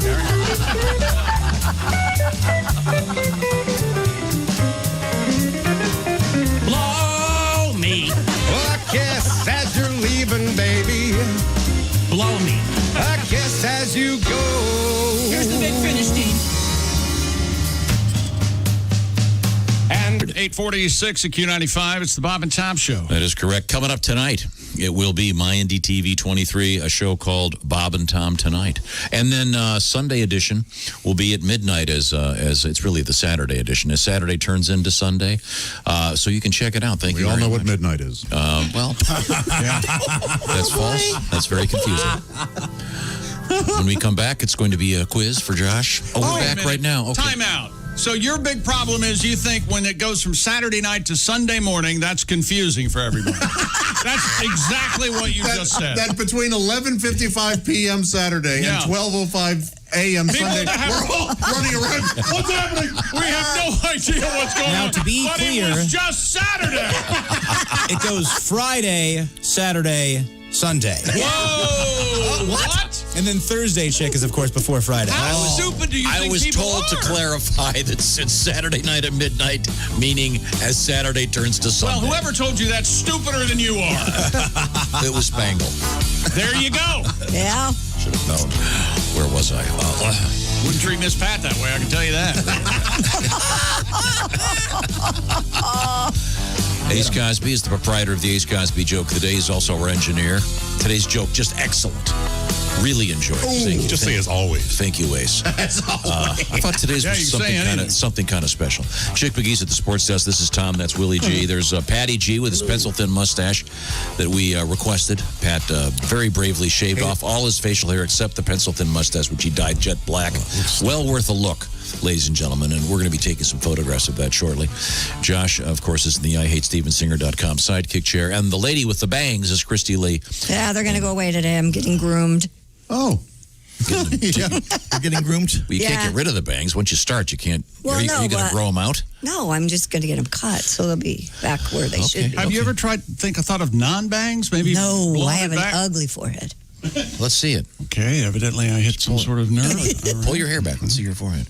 No, because no. Wait a minute. Hang on. I'm sure nothing's going to happen. I have to get my conductor stick, guys. You know where we're going with this, right? It is pretty Cro-Magnon. Gosh. Okay, thank you. Holy hell. Happy Halloween. Yeah, Frankenstein turned away. I'd go with the bangs. Yeah. That's Bangs not a are, forehead. you know what? That's Bangs- a five-head. Bangs are way cheaper than Botox. That's all I'm going to say. Yeah. Hey, you know what? That's an excellent slogan. Yeah, thank you. Yeah. And That's why I've got a botulism is beard. cheaper than Botox. Yeah. Beard covers up your wrinkles. That's what I say. Right Yeah, here. Look see? at this. Oh, yeah. Very nice. Yeah. Very nice. Well, now, Do you Christine. mind if I jump in here? I got something I would like to do. Oh, God. Just short, Chick. It's a couple of lines. It's just short, though. Tribute to Tim Wilson in regards to what I'm going through right Okay. now. All right. Now, once again, you have a pencil-thin mustache dyed indeed. jet black. I had a beard, but I trimmed it back. Tom paid me to do it, so cut me some slack. This might be the morning that I finally crack. Why I use jet black. All right. A tribute to the song Jetpack. Of course. Sure. Because we asked you to use the jet black hair dye on your mustache. Boy, is it rough. Oh, God, it looks... Is that the problem? Is the dye making your lip uncomfortable? A Or? little bit, yeah. Burn. Why didn't you use beard dye? Yeah, I I mean, don't understand there really that. is a difference. Yeah, I should have. Yeah. Well, what were you thinking? I don't know. It's just it's such that sort of the affectation of the pencil-thin mustache. It's such a deliberate choice. You're right. And you have to just love yourself so much. Just to spend so much time. Oh, I'm looking at myself shaving my lip for an hour. But Josh is right. You could have used a beard dye and it wouldn't be uncomfortable. I feel Coming bad. off tomorrow, so. And it works, dude. I think it's the look. 7 o'clock. It's coming off. Just keep it for the rest of And your life. the name of that was called vagina repellent. Is that the name of the brand? Okay. I think so. You know, our only hope is, this would have taken a lot more planning, is to plant some beautiful woman to tell him why didn't that we do looks that? amazing, and he'd have to keep it for the rest of God, he his gets life. back to the apartment complex, and That's there's the only way he'd keep it. some lady going, "Hey, mister, can you help me with this?" My gosh, you look 25 years younger. I don't know who that is, but We were just windbagged. You could go for this Halloween, Rob says, as Sheriff Buford T. Justice from Smokey and the Bandit. Yeah. Oh, he Very does. good. Jackie You would does be, have, yeah. See, this is the perfect time for you to do something like this. First off, you're wearing masks most of the time. Yeah. Also, it's near Halloween. Yeah. You've got plenty of excuses to keep wearing it for another week. But I'm not. What if every day, 2 days, what if $300. every day you keep it, you get more money, and ninth day Wait a it's minute. X I like amount, it. I 10th like day it. it's X plus 1, 11th day it's X plus 2. Oh. So by Halloween, you've got a chunk of change in your pocket. I'm happy with $300 for 2 days. I thought it was $250. Yeah. Where did the $300 You're come giving me from? an extra 50 for your comment earlier. When I said I wasn't cool, that cost you $50. What if you drove up to see your mom? Oh, she'd have a heart And don't tell her. Oh no, she wouldn't. No, don't That do wouldn't that. go. That wouldn't go well. She wouldn't find it doing? fetching? No, she would hate it. She sounds like a wonderful woman. She is a wonderful woman. If you walked into your mom is 82. Okay, your mom is 82. If you walked in and didn't say anything, how long would it be before she would say something? 2 seconds. Oh, really? Yeah, right off the bat. Wow. Okay. Good Lord. She'd be livid. Yeah. Now, your dad was in the theater. He was in the theater. He made a living. Yes, he did, What would he think of this? He would love it. He would think it was very dramatic. wouldn't he? Yes, he wore purple bell bottoms in the day. Back in the yes. day, he did all kinds of crazy stuff. Did he have a lot of facial hair? He had black hair and a red beard. Yeah, he was wacky. Did he have like one day a mustache, the next day big sideburns? Did he do all kinds of transformations? You know, for a couple of years he did the mustache, then it went full beard. Yeah. Okay, very good. Well, we've barely gotten any news out of Christy. What's going on over there? Sir Anthony Hopkins has released a fragrance line. The 82-year-old Oscar-winning actor is inviting fans to join him with his new Anthony Hopkins AH Eau de Parfum and his home fragrance collection. He's launching it in partnership with a charity called No Kid Hungry, helping to end childhood hunger in the United States. That's cool. Good for him. We have audio of him talking about the do we? Yes. Yeah, go ahead. May I? Yes. Let me hit play here. Sure. All right.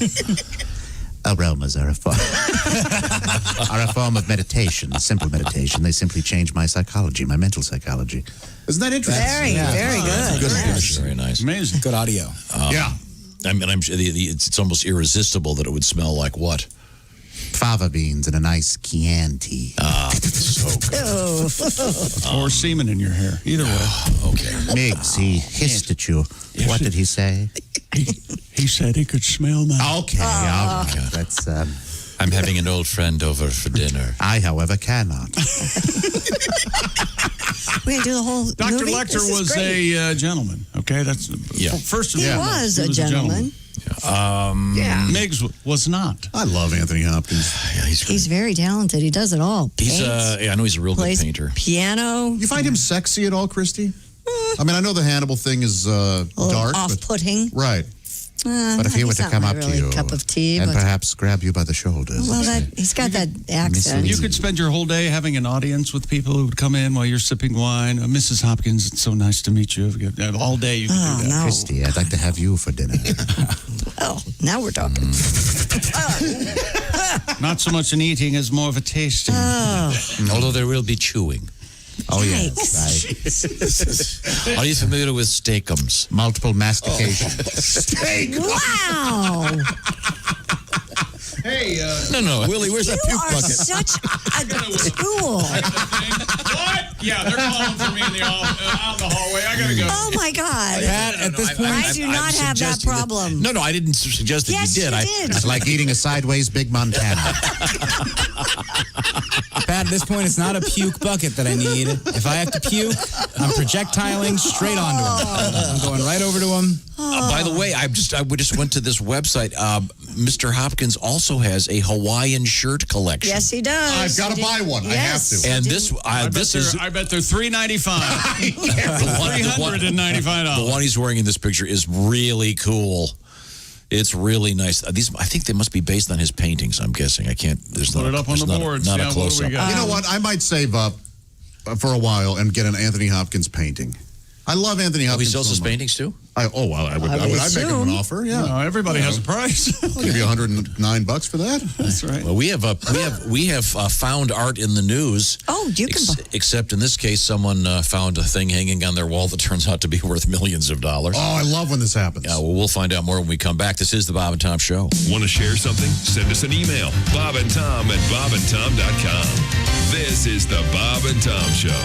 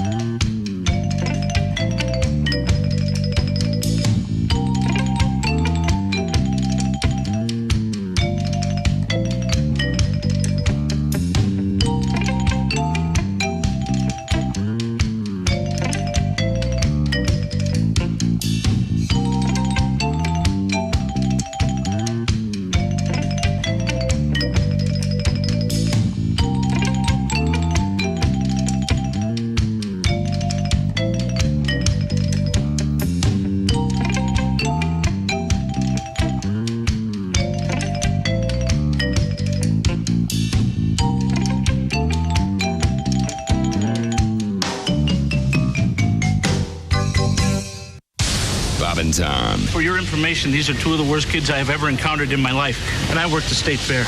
We were stupid before stupid was cool. Hey, check out the new animated video of Haywood Banks' Pumpkinhead, available right now on all of Bob and Tom's social media platforms. But the easiest way, just go to bobandtom.com and check it out. And don't forget, you can always email us, bobandtom@bobandtom.com, if there's a comedian, a guest, something you'd like to hear or something you'd like to just let us know about, perhaps a thank you for all of the great entertainment. bobandtom@bobandtom.com is where you send your emails, and who knows, maybe you'll be windbagging Tom later today.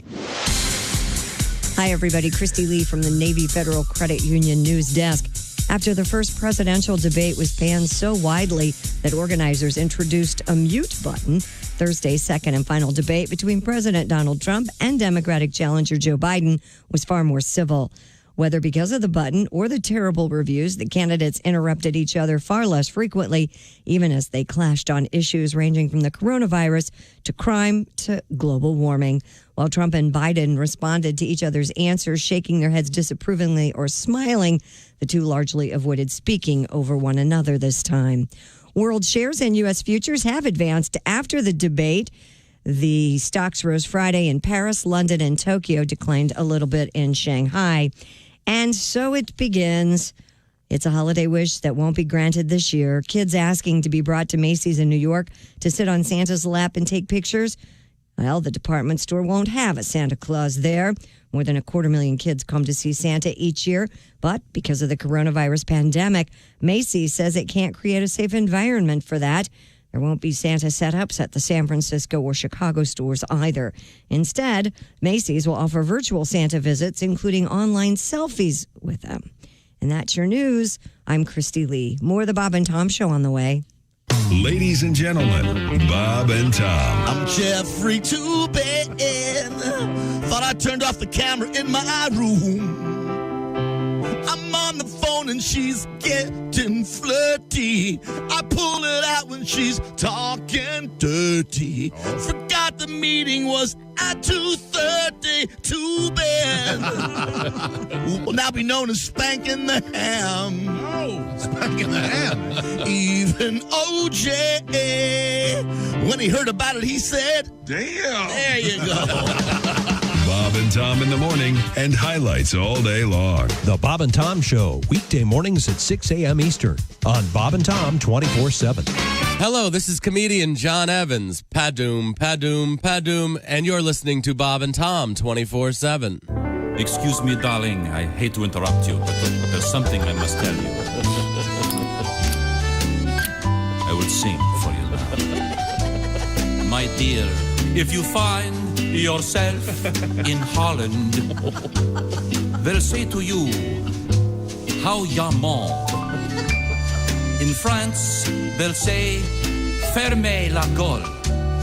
In Athens, you'll hear, scamons. In Berlin, it's Helton, see the Schnauzer. In Jakarta, it's simply Buncom. Let me translate for you, darling. Shut up. Shut up. Shut up.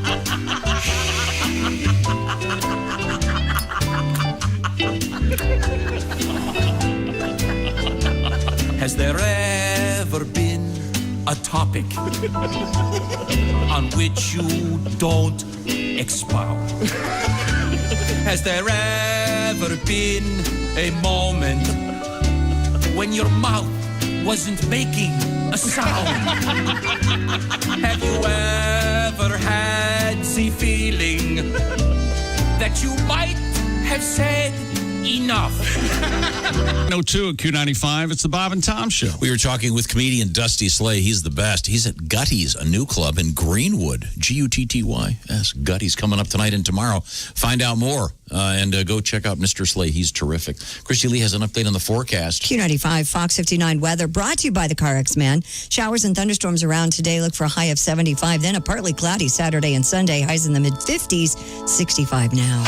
Be listening for some serious cash coming up. Welcome back to the Bob and Tom Show. Ace Chick. I'm Tom. That's Willie. Patty G with his brand new pencil-thin mustache dyed black. Looking great, Pat. It's a full beard with the salt and pepper. A lot of salt there from the lip down. It's Josh Arnold at the IHateStevensinger.com sidekick desk. Hi. And Christy with her bangs looking great. I like your bangs. They're like Cousin It. I can't see. Don't cut them too short. Oh, I won't. Believe me. Okay, very good. Once again, Christy is at the Navy Federal Credit Union news desk, and we've got to get some news out of you, Christy. What did we miss? Well, we've missed a lot. The American Dairy Association has declared chocolate milk as the official drink of Halloween. Oh, well, American- hey, that's fine, but what else would they declare? You're not going to hear, well, the American Dairy Association has declared Pepsi. Well, of course not. You make an excellent point. With Halloween, there. They say, quote, with the Halloween right around the corner, indulging in sweets will certainly be tempting. Chocolate milk, the official drink of Halloween, can help fill the void.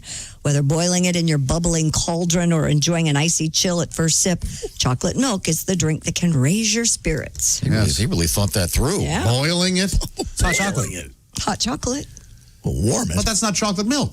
They would say chocolate milk. You'd have warm or milk. hot chocolate. It'd be cocoa. No, that's different. Cocoa's different Yeah, cocoa than is chocolate different milk. than chocolate. Isn't cocoa just chocolate milk heated up? That's right. I don't want to split hairs here, but okay. But I just, well, that's really nice. I would think that the official beverage of, what would it be? Halloween? Would be like when you eat Count Chocula cereal and the milk's at the bottom. Oh, that's or Cocoa Puffs. That's the best. Very good.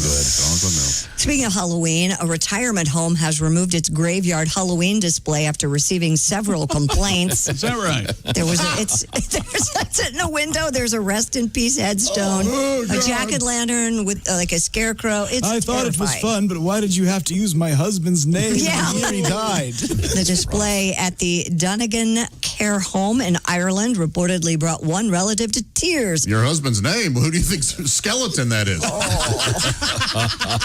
While another person called the decorations, quote, distasteful and insensitive.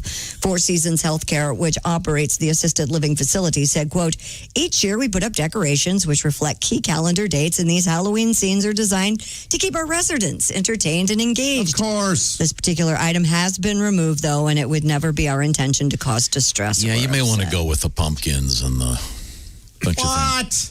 Don't the old know they're going to die soon? Of course they know. That's They're why aware. They don't want to be reminded of it. They're reminded of it every time they move.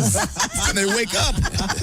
Doesn't say R.I.P. It says S-O-O-N. Yes. No, that's not nice. I mean, when it hurts to sit, you know you're dead soon. Oh my God! I think that For me to say, am I dead soon? Tick-tock, Pally. TikTok. Pick it up. Pick it up. Adios. Oh, jeez. Especially 2020. It's been a rough enough year. Do we have to scare old people now? Wow, scaring old people is one of my favorite things in life. Is it really? Oh, I love to walk up on an unsuspecting elderly person. Boo! Watch them fall down. Oh, Can I show you what happens? So funny. I prefer the word old people, though. I don't like senior citizen. I prefer infirm. Senior citizen sounds like they're in some kind of militia. I went to the old folks home. It sounds like an 40 older guys came at me with bayonets, but they're senior citizens. Oh, seniors. No, senior sounds like they're in college. That's fine. No, old people. That's the way to go. I like how we're talking about them like we're, never mind. A puppy in Italy has been born with green fur. The dog, named Pistachio, was part of a litter of 5 born earlier this month. Again? On Christian We had another green dog? We had a green dog or cat or something. A golden, right? Yeah. Christian Malachi's farm in Sardinia. The rest of Pistachio's siblings all have white fur, just like their mom. The green color is extremely rare and is believed to be caused by a pale-colored puppies having contracted in their mother's womb with a green pigment called biliverdin. Do they have to put biliverdin. Do they have to put it down? Or? No. Oh. The fur's already begun to fade the color, and it will continue to do so as he gets older. So he won't be green forever. It's in Italy, right? Yes. The green dog is a sign of the devil. We must get rid of the green dog.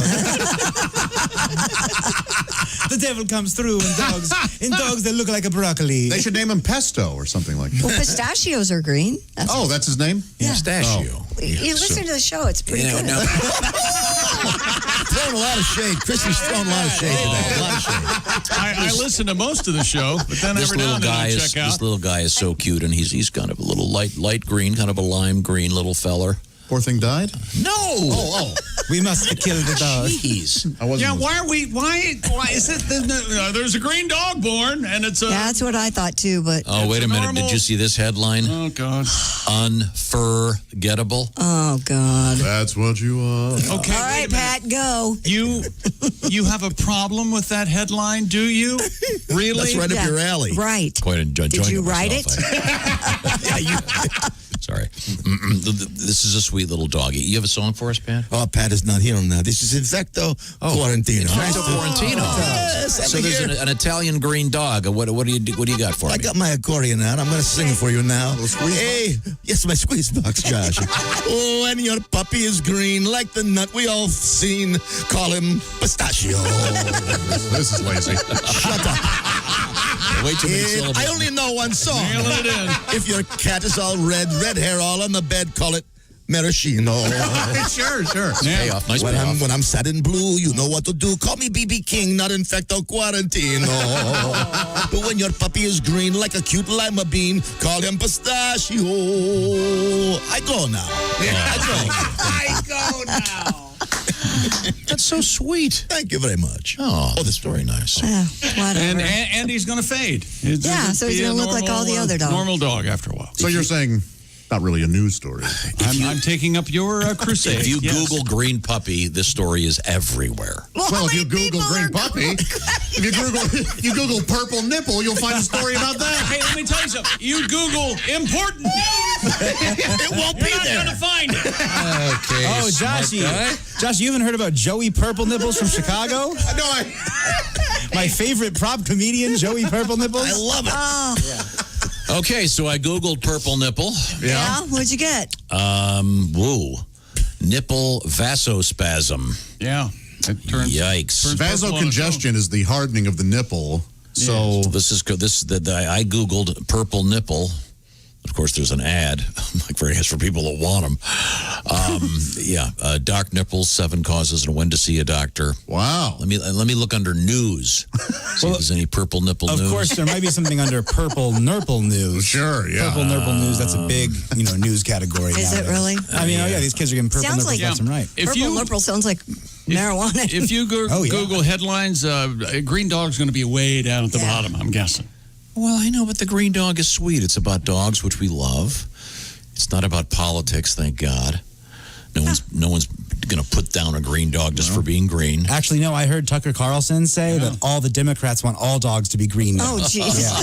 And we just can't afford that. That's a good idea. Would a green dog vote for Ralph Nader? Thank you very much. Thank you. I appreciate it. Green party, green dog. Here's the headline. My nipple fell off after botched breast surgery abroad, left me with a gaping hole in my chest. Well, that's what you get for going to abroad. Gaping hole. Go to a man doctor. This looks like it might be from a less than reliable source. I'm just saying. Once again, you Google green dog. It's a huge story. Well, of course, if you Google green dog. That was an amazing It's the only way you'd find it if you Googled green dog. Google, Nope. Okay, green dog. Google a Let's brown see. dog and see what you get. Green dog. It was covered by WLS, the BBC, Oh, my God. MSNBC, Okay, you're right. CBS. Next. Hey, Tom, Google BBC and then click on images. Go. Google BBC plus BBW. You'll see lots of news. Yeah, lots of news. That certainly isn't a green dog. Click images. Dear God, that's freakish. I'm sorry. Christy, give me the teaser. I know we got comedian DJ Dangler coming up. Yeah, we have touchless pinball and a deer in a barbershop. Deer in a barbershop. Yeah. 2 bits? What? Just take a little off the top. All right, yeah. Oh, well, we'll work on these. Some kind of a antler joke. Yeah, sure. Yeah, Okay. it cost you some dough. Now, right now, I want to remind you that there are a lot of great miraculous things in our culture. Things like these amazing phones that we have, et cetera, et cetera. Another thing that's been going on in the world of pharmaceuticals, they've made a lot of progress, a lot of things, including ED, erectile dysfunction. You've been seeing the ads for years about these the real real pharmaceuticals, not the fake stuff. Roman is a pharmaceutical distributor, and they want to talk to you because maybe you're a little shy. You don't want to go to your family doctor. But if you go to GetRoman.com/wood, you can complete a free online visit with a medical professional. And if you are perhaps a candidate for some of these pharmaceuticals, guess what? You can be all fixed up with them. In fact, Roman is famous for their free 2-day shipping. So you can get on board with this right now by going to GetRoman.com/wood. That online visit with a healthcare professional, Josh, is how much? It is free. Thank you very much. And then also, did I mention that if you go to GetRoman.com/wood, there's a $15 special bonus off your first order right now, thanks to the Bob and Tom Show. That's GetRoman.com/wood. Check it out, $15 off. Once again, the famous free 2-day shipping and the free visit with a healthcare professional. You can get part of your life back. It's GetRoman.com/wood. Tell them the Bob and Tom Show sent you. When we come back, comedian DJ Dangler and some other really exciting stuff in the news, including a missing painting. It turns out to be worth millions of dollars. This is the Bob and Tom Show.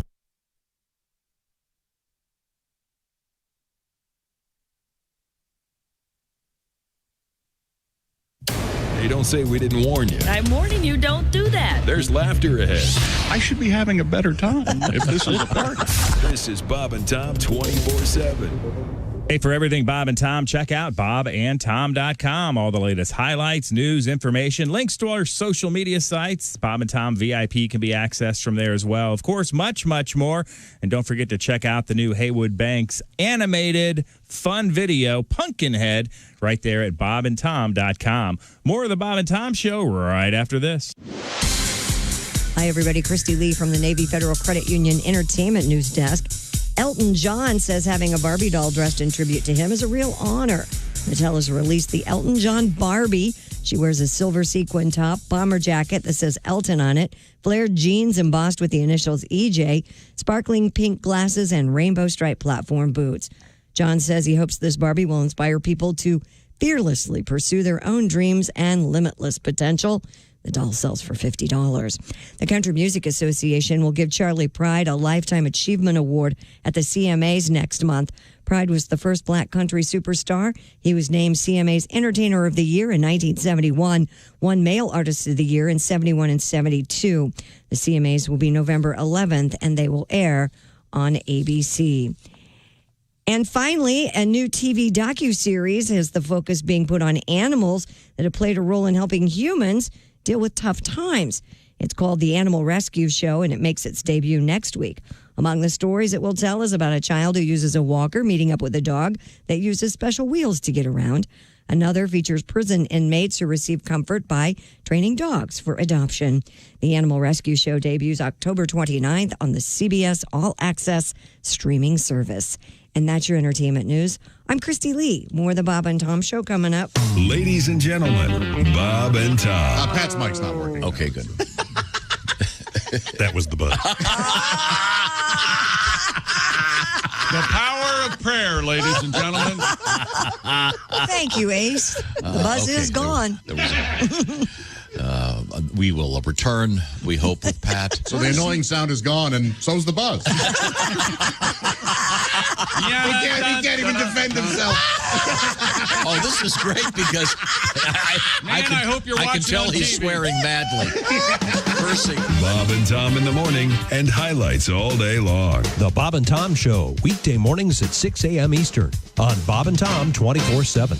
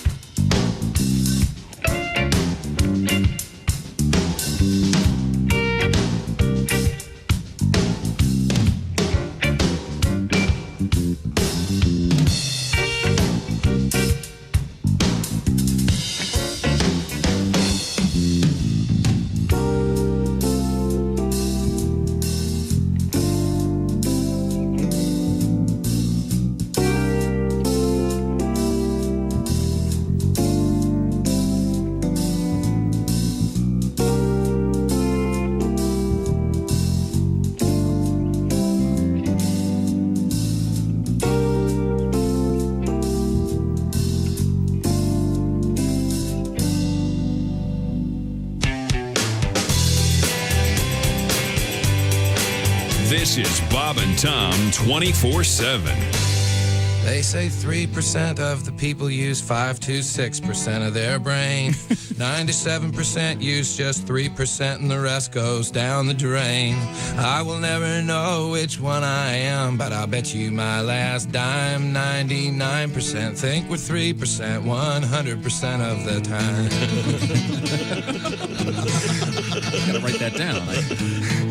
They say 72% of all statistics are made up right there on the spot. 84.4% of people believe them, whether they're accurate statistics or not. Now, I will never know what you believe, but I do know there's no doubt I need another double shot of something 90 proof. This is too much to think about. It's too much to think about. Too much to figure out. Stuck between hope and doubt with too much to think about. They say 92% of everything you learned in high school was bullcrap that you will never need. 82% of everything you got, you bought just to satisfy your greed. Because 94% of the entire population links possessions to success, even though 80% of the wealthiest 1% of the population drinks to an alarming extent. It's too much to think about, too much to figure out. Stuck between hope and doubt, I've got too much to think about. 919 at Q95, it's the Bob and Tom Show. She's a lady. Whoa, whoa, whoa. She's our lady. She's Christy Lee getting her bangs cut today, which is a good time to do it because it's going to be raining. Yeah, showers and thunderstorms today, according to the CarX Man. Look for a high of 75. Partly cloudy, cooler for the weekend. Highs in the mid to upper 50s. Right now, we have 65 degrees. 11:30 tonight. My Indie TV 23 is a show called Bob and Tom Tonight. Ooh. I've just been informed there's a controversy about when the show starts tomorrow night. It may be midnight. It may be 12:30. I'm not sure. I'll double check that for you. Call Mr. Spangle. That's right. Thank you. Welcome back to the Bob and Tom Show with Ace Chick, Josh. I'm Tom. That's Willie. There's Pat Godwin with his pencil-thin mustache. Christy Lee's got the bangs. She's right over there. And we have a lot going on here. It's very confusing. I guess we'll turn to Christy Lee right now. Christy, what's happening in the news that we've missed? Security footage captured a deer crashing through the window of a Pennsylvania barber shop. Nice. Surveillance cameras at JB's Barber Shop in Downingtown recorded the incident that occurred early Wednesday with video showing the buck running through a glass window and meandering around the business. The animal was still inside when owner Jennifer Brady arrived for work hours later. Brady says she stared at the 6-point buck in disbelief before it jumped out of the broken window and ran off. She closed her shop for the day to deal with the mess that the deer had made. I'll bet. Can you imagine? I would assume that there'd be a lot of scat, if you will. Yeah, could be.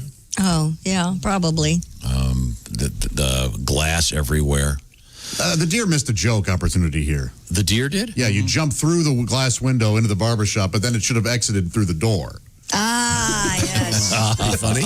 Casually opened the door exactly. and walked out. Of course. Yeah. Did you ever walk into a barbershop and go, nice rack? I got arrested. What? You're not allowed back in. Okay. Last time I did that, I was watching that episode, The Manicurist and the Andy Griffith Show. Remember that one? Oh, my God. I don't. Barbara Eden was. Remember that? I do not. Remember that? They hire Barbara Eden. No. And she's the manicurist. All of a sudden, Floyd's barbershop is packed. No, I do. I just resaw that recently. It's a great episode. Right now, we're going to apparently drink coffee with comedian DJ Dangler. Oh, poor DJ. DJ, I'm glad you're on the visual Zoom thing today because we've been talking facial hair all day, and none of us had ever seen you with the massive mustache that you have right now. It's a huge Fu Manchu. It's glorious. It's amazing. Yeah. I'm mostly mustache right now. I am primarily mustache. Yeah, because you've had the beard so long. And I saw some photographs of you the other day, and I literally went, who is that? Oh, my God, it's DJ Dangler. He does that with everybody he sees, DJ. He doesn't remember anyone. Who is that? That's cool. That was why I did this. Yeah. It's mostly a move because I've got folks I'm ducking. Good move. Yeah. Now, I'm not sure if you want to talk about it, but things in your life have changed profoundly since we last spoke. Is this a topic that you discuss? Profoundly. I feel put on the spot. No, I don't think things have changed. I'm still the same dude. Okay, maybe that mustache means more to you than it does to me. This is often the case that Tom has a story that only Tom has heard as far as he's concerned. So maybe we should talk about supposed to keep it quiet, maybe. Oh, sorry. I may be misinformed, DJ. And once again, Tom is the only one who will tell you in the world, I'm the only one that can keep a secret. Unless many times. Why don't you just ask DJ about what you may have heard? Because if it's not correct, I don't want to embarrass him. But he won't be embarrassed if it's not correct. You realize you've already done it.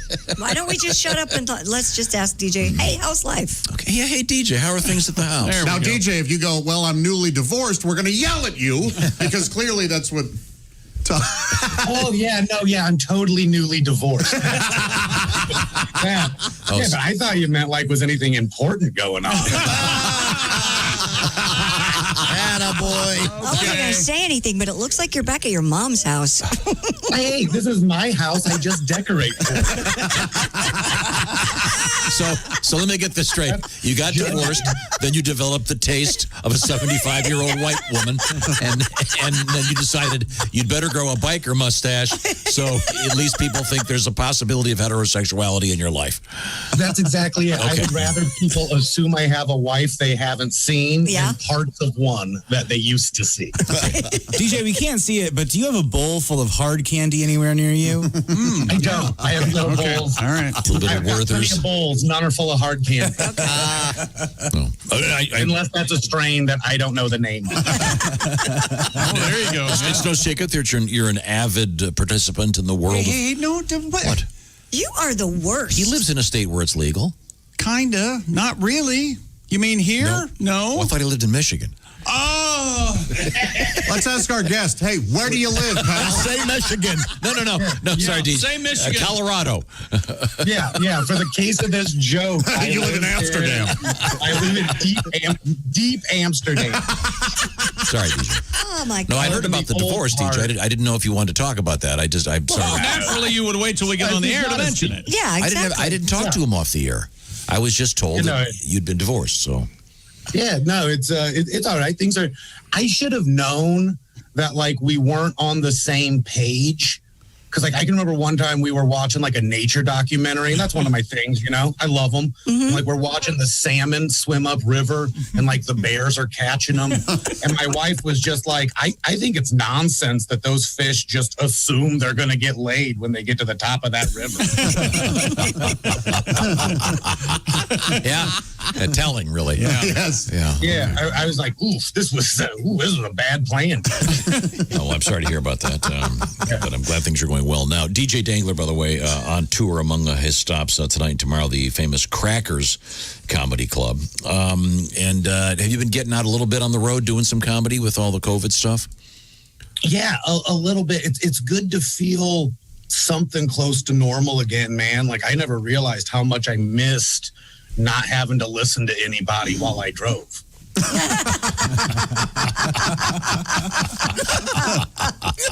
Well, that's another sign, all right. Yeah. It's one of those. I'm like, this is nice. Well, DJ, we actually have to part ways here. I appreciate talking to you so much. I'm glad things seem to be going well. I'm glad we could embarrass you. Yeah, sorry about that. You're aging gracefully. I do think that the mustache makes you look a little more youthful, frankly. It's a good mustache, man. Yeah, it really does. It does work for you. The shorter hair also works.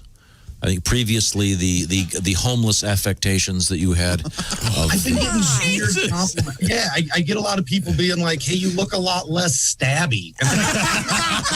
Better.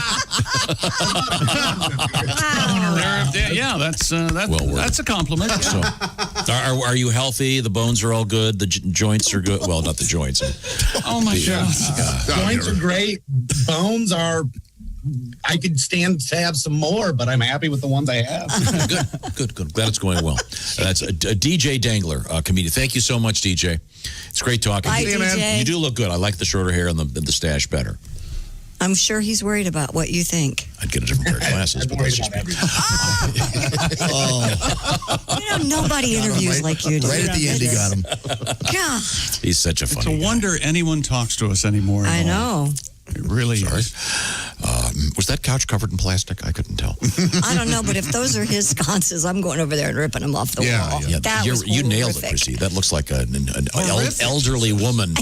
and Willie, you nailed it too. He's got the Werther's candies in a bowl. His house just looks like it smells like soup. Yes, doesn't it? Mm-hmm. Yeah. Josh, it doesn't smell like soup. It smells like stew, and there's a difference. Certainly.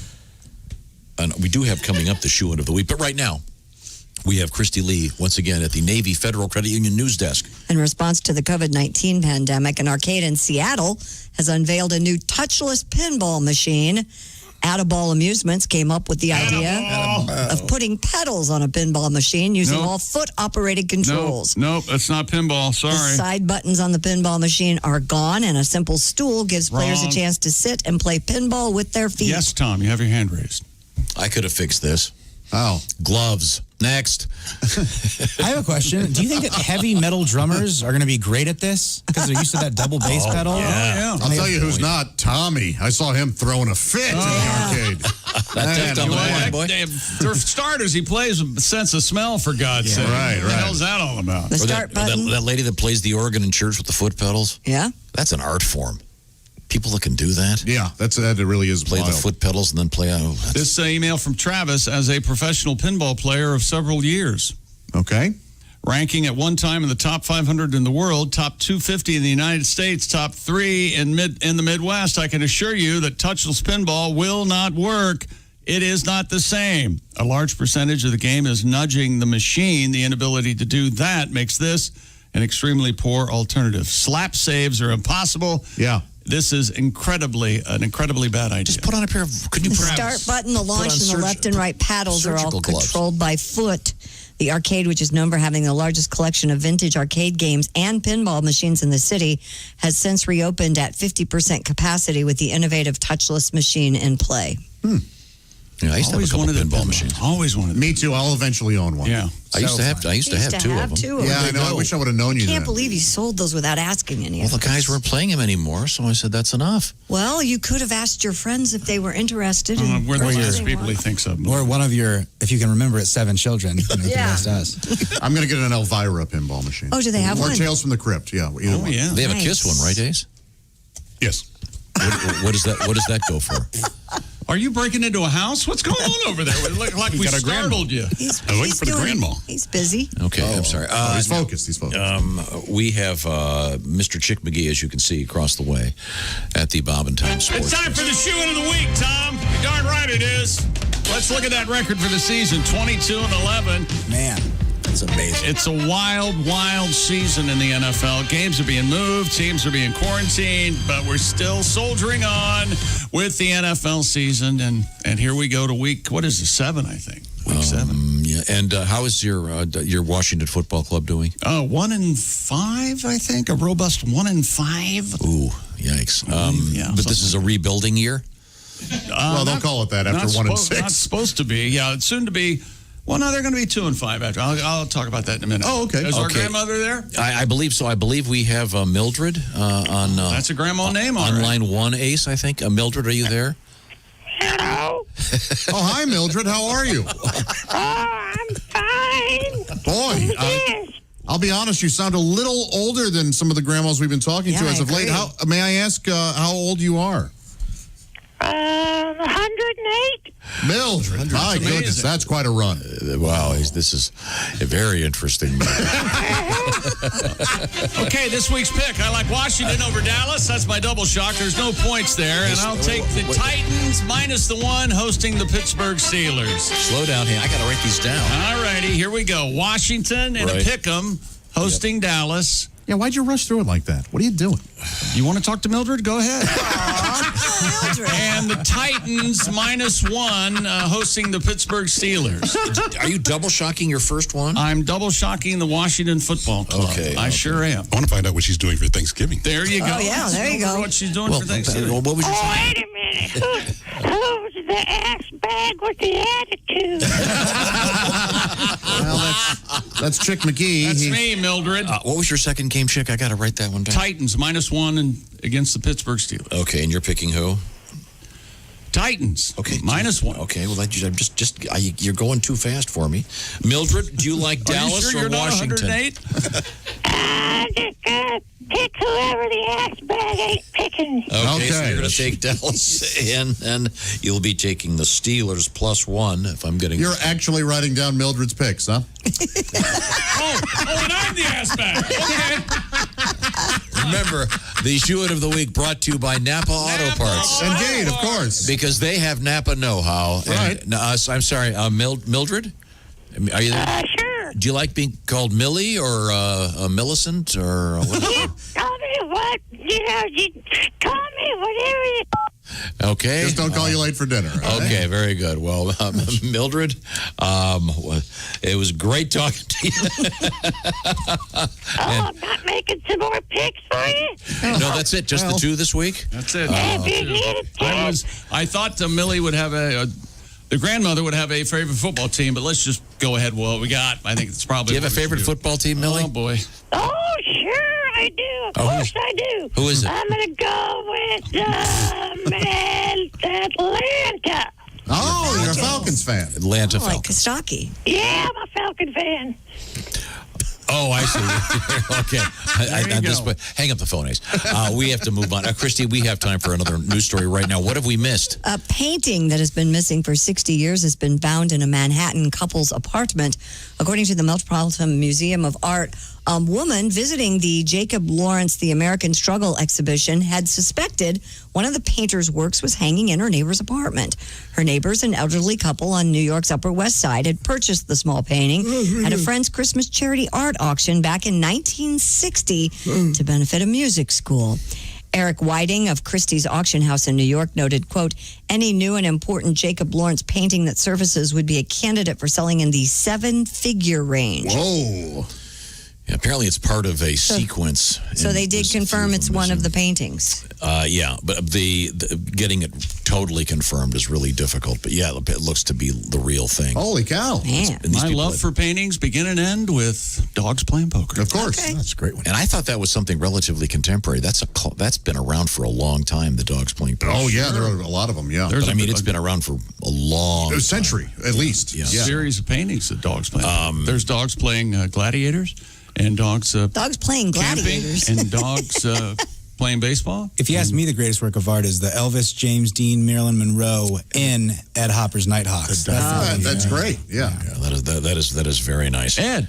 Okay. Ed Hopper. Yeah, we're cool. Okay. All right. Okay. Well, Paintings aren't the only thing that have been found. A woman's lost engagement ring was found during a bathroom remodel 15 years after it went missing. They still married? Lisa Phelps said, if you let me finish. Sorry.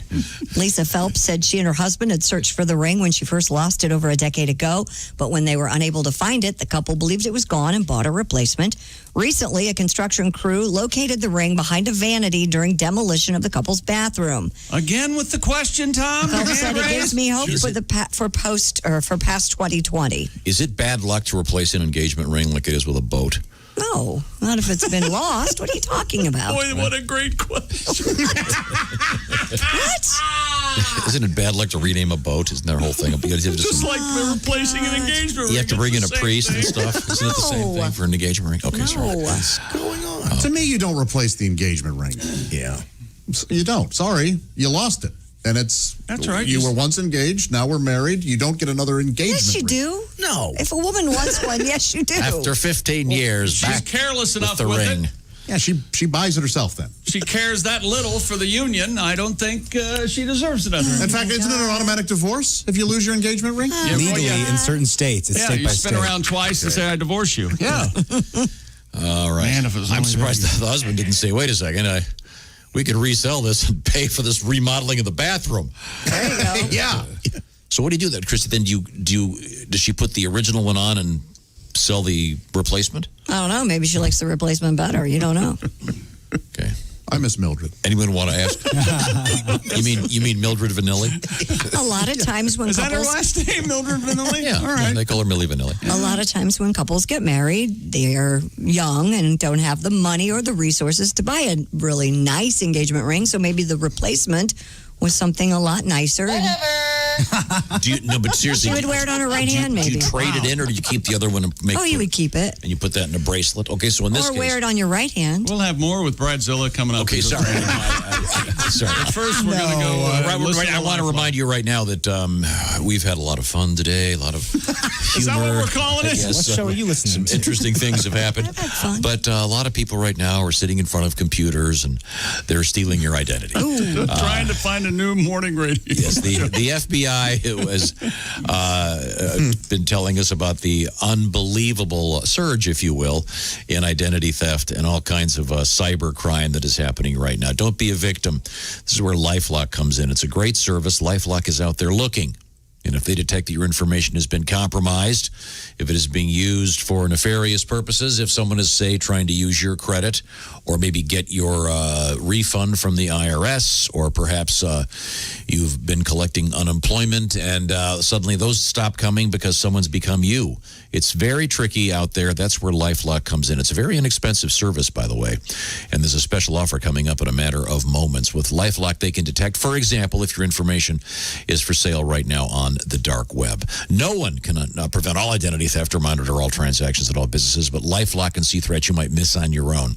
Join right now. Save up to 25% in your first year if you use the promo code TOM25 at LifeLock. Once again, it's a very inexpensive service, and you'll sleep better knowing that someone 24/7 is watching out for you. You can call 1-800-LifeLock or just go to lifelock.com. Once again, we call it the promo code TOM25 for 25% off. When we come back, we're going to catch up with a little history, Christy Lee. Yeah. And more delights. This is the Bob and Tom Show. Just got to get a hold of us? Call, fax, mail, or email. Get all the contact information you need at bobandtom.com. This is the Bob and Tom Show.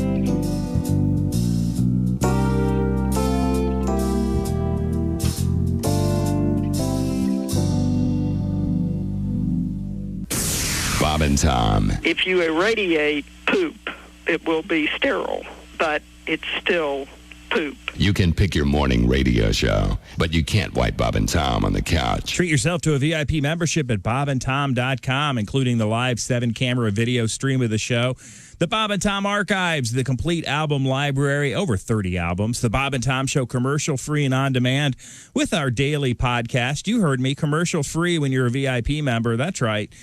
Bob and Tom's VIP premium service. Check it out today. We'll be back in a moment with things we learned on the Bob and Tom Show today.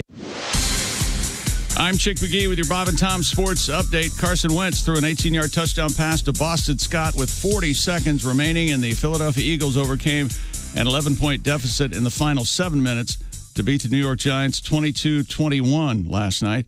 Daniel Jones shook off a stumble that prevented him from an 88-yard touchdown run and had the Giants leading 21-10 following a 2-yard pass to Sterling Shepard with just 6:21 left. Other NFL news, they have shifted Sunday's Las Vegas game against Tampa Bay out of prime time after several Raiders players have been unable to practice this week because of contact tracing from the coronavirus. The game in Vegas, originally scheduled to be played at 8:20 Eastern Time Sunday night, and the national game on NBC has now been moved to 4:05 on Fox. And Game 3 of the World Series tonight between the Los Angeles Dodgers and the Tampa Bay Rays, 8 o'clock Eastern from Arlington, Texas. I'm Chick McGee, and that's your Bob and Tom Sports Update. Ladies and gentlemen, Bob and Tom. You know, she has to sweep up my leg hair on the bathroom floor. My legs shed. Okay. Like a... Now, did you stop? Is there like a Maginot line of shaving when you get down there? On my legs? Yeah. No, I don't shave my legs. He said they shed.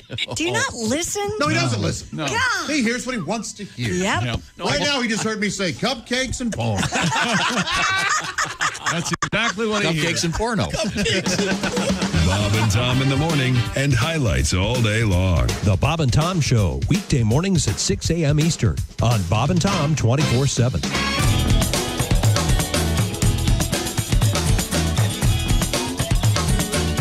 Bob and Tom 24/7. How many times have you been in this situation?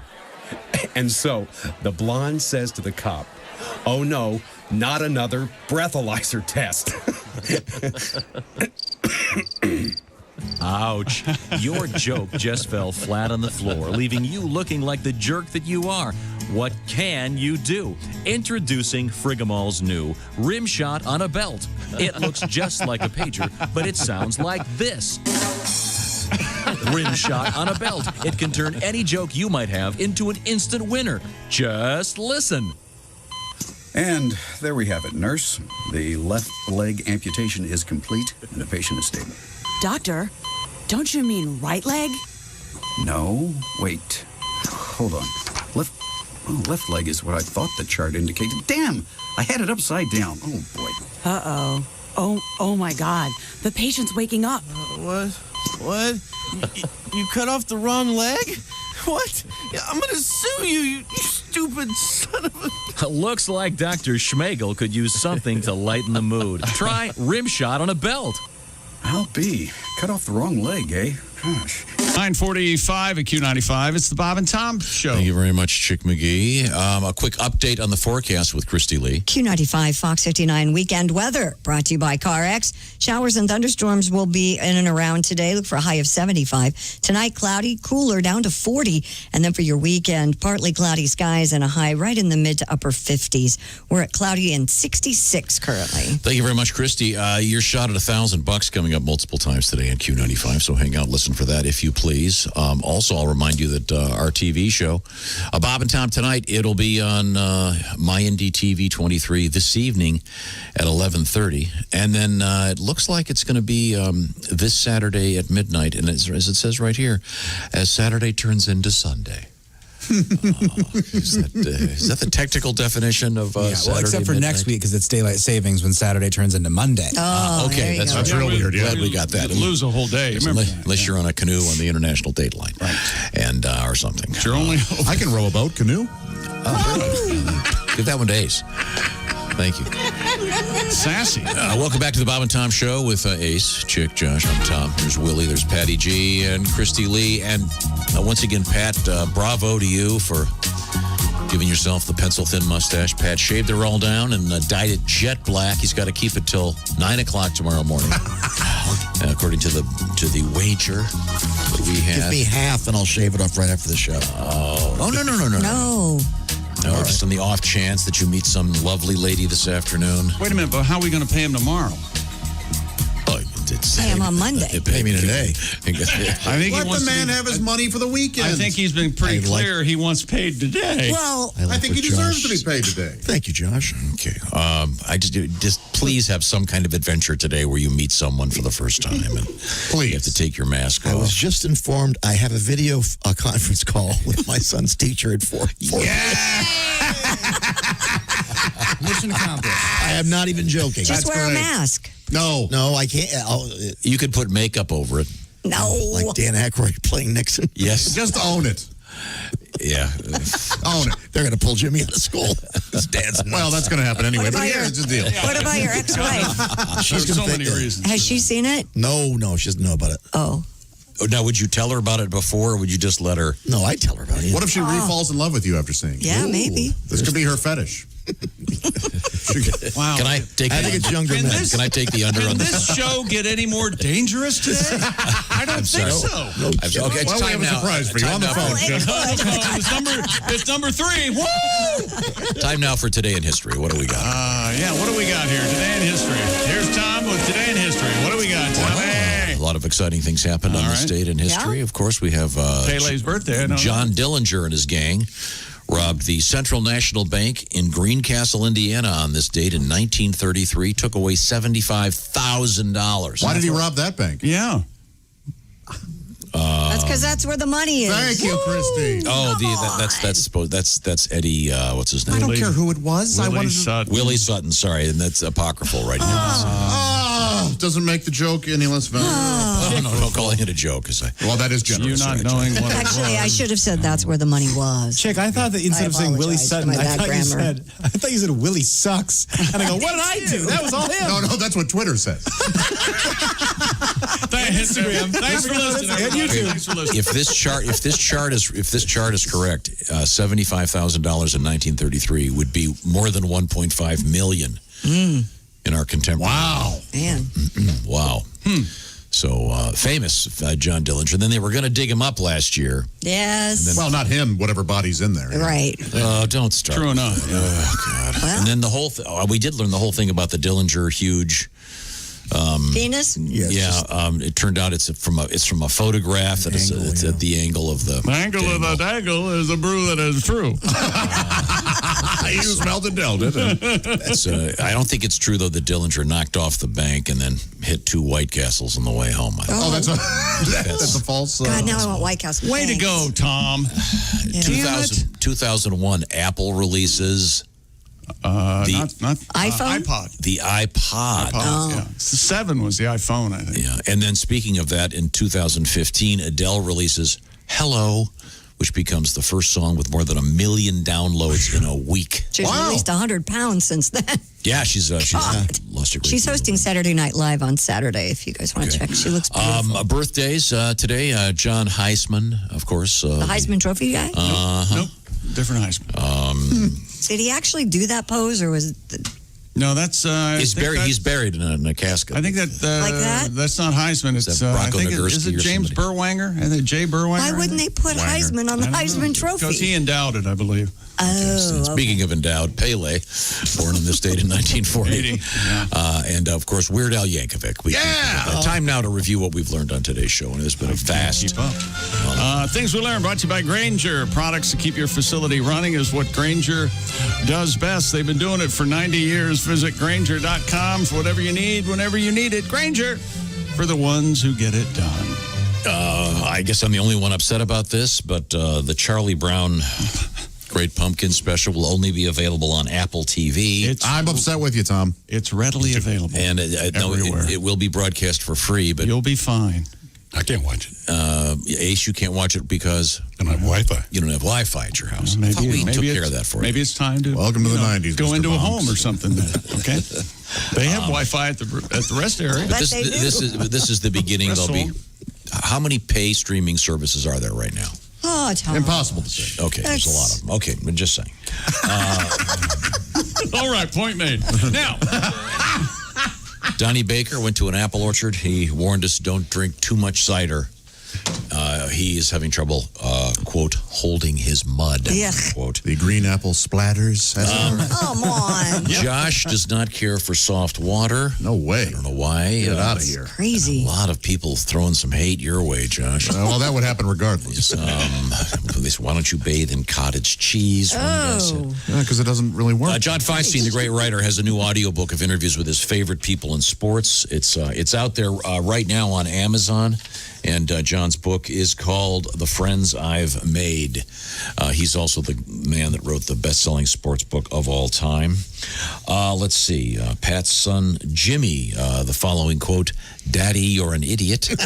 But when he saw his dad with this new jet black, pencil-thin mustache.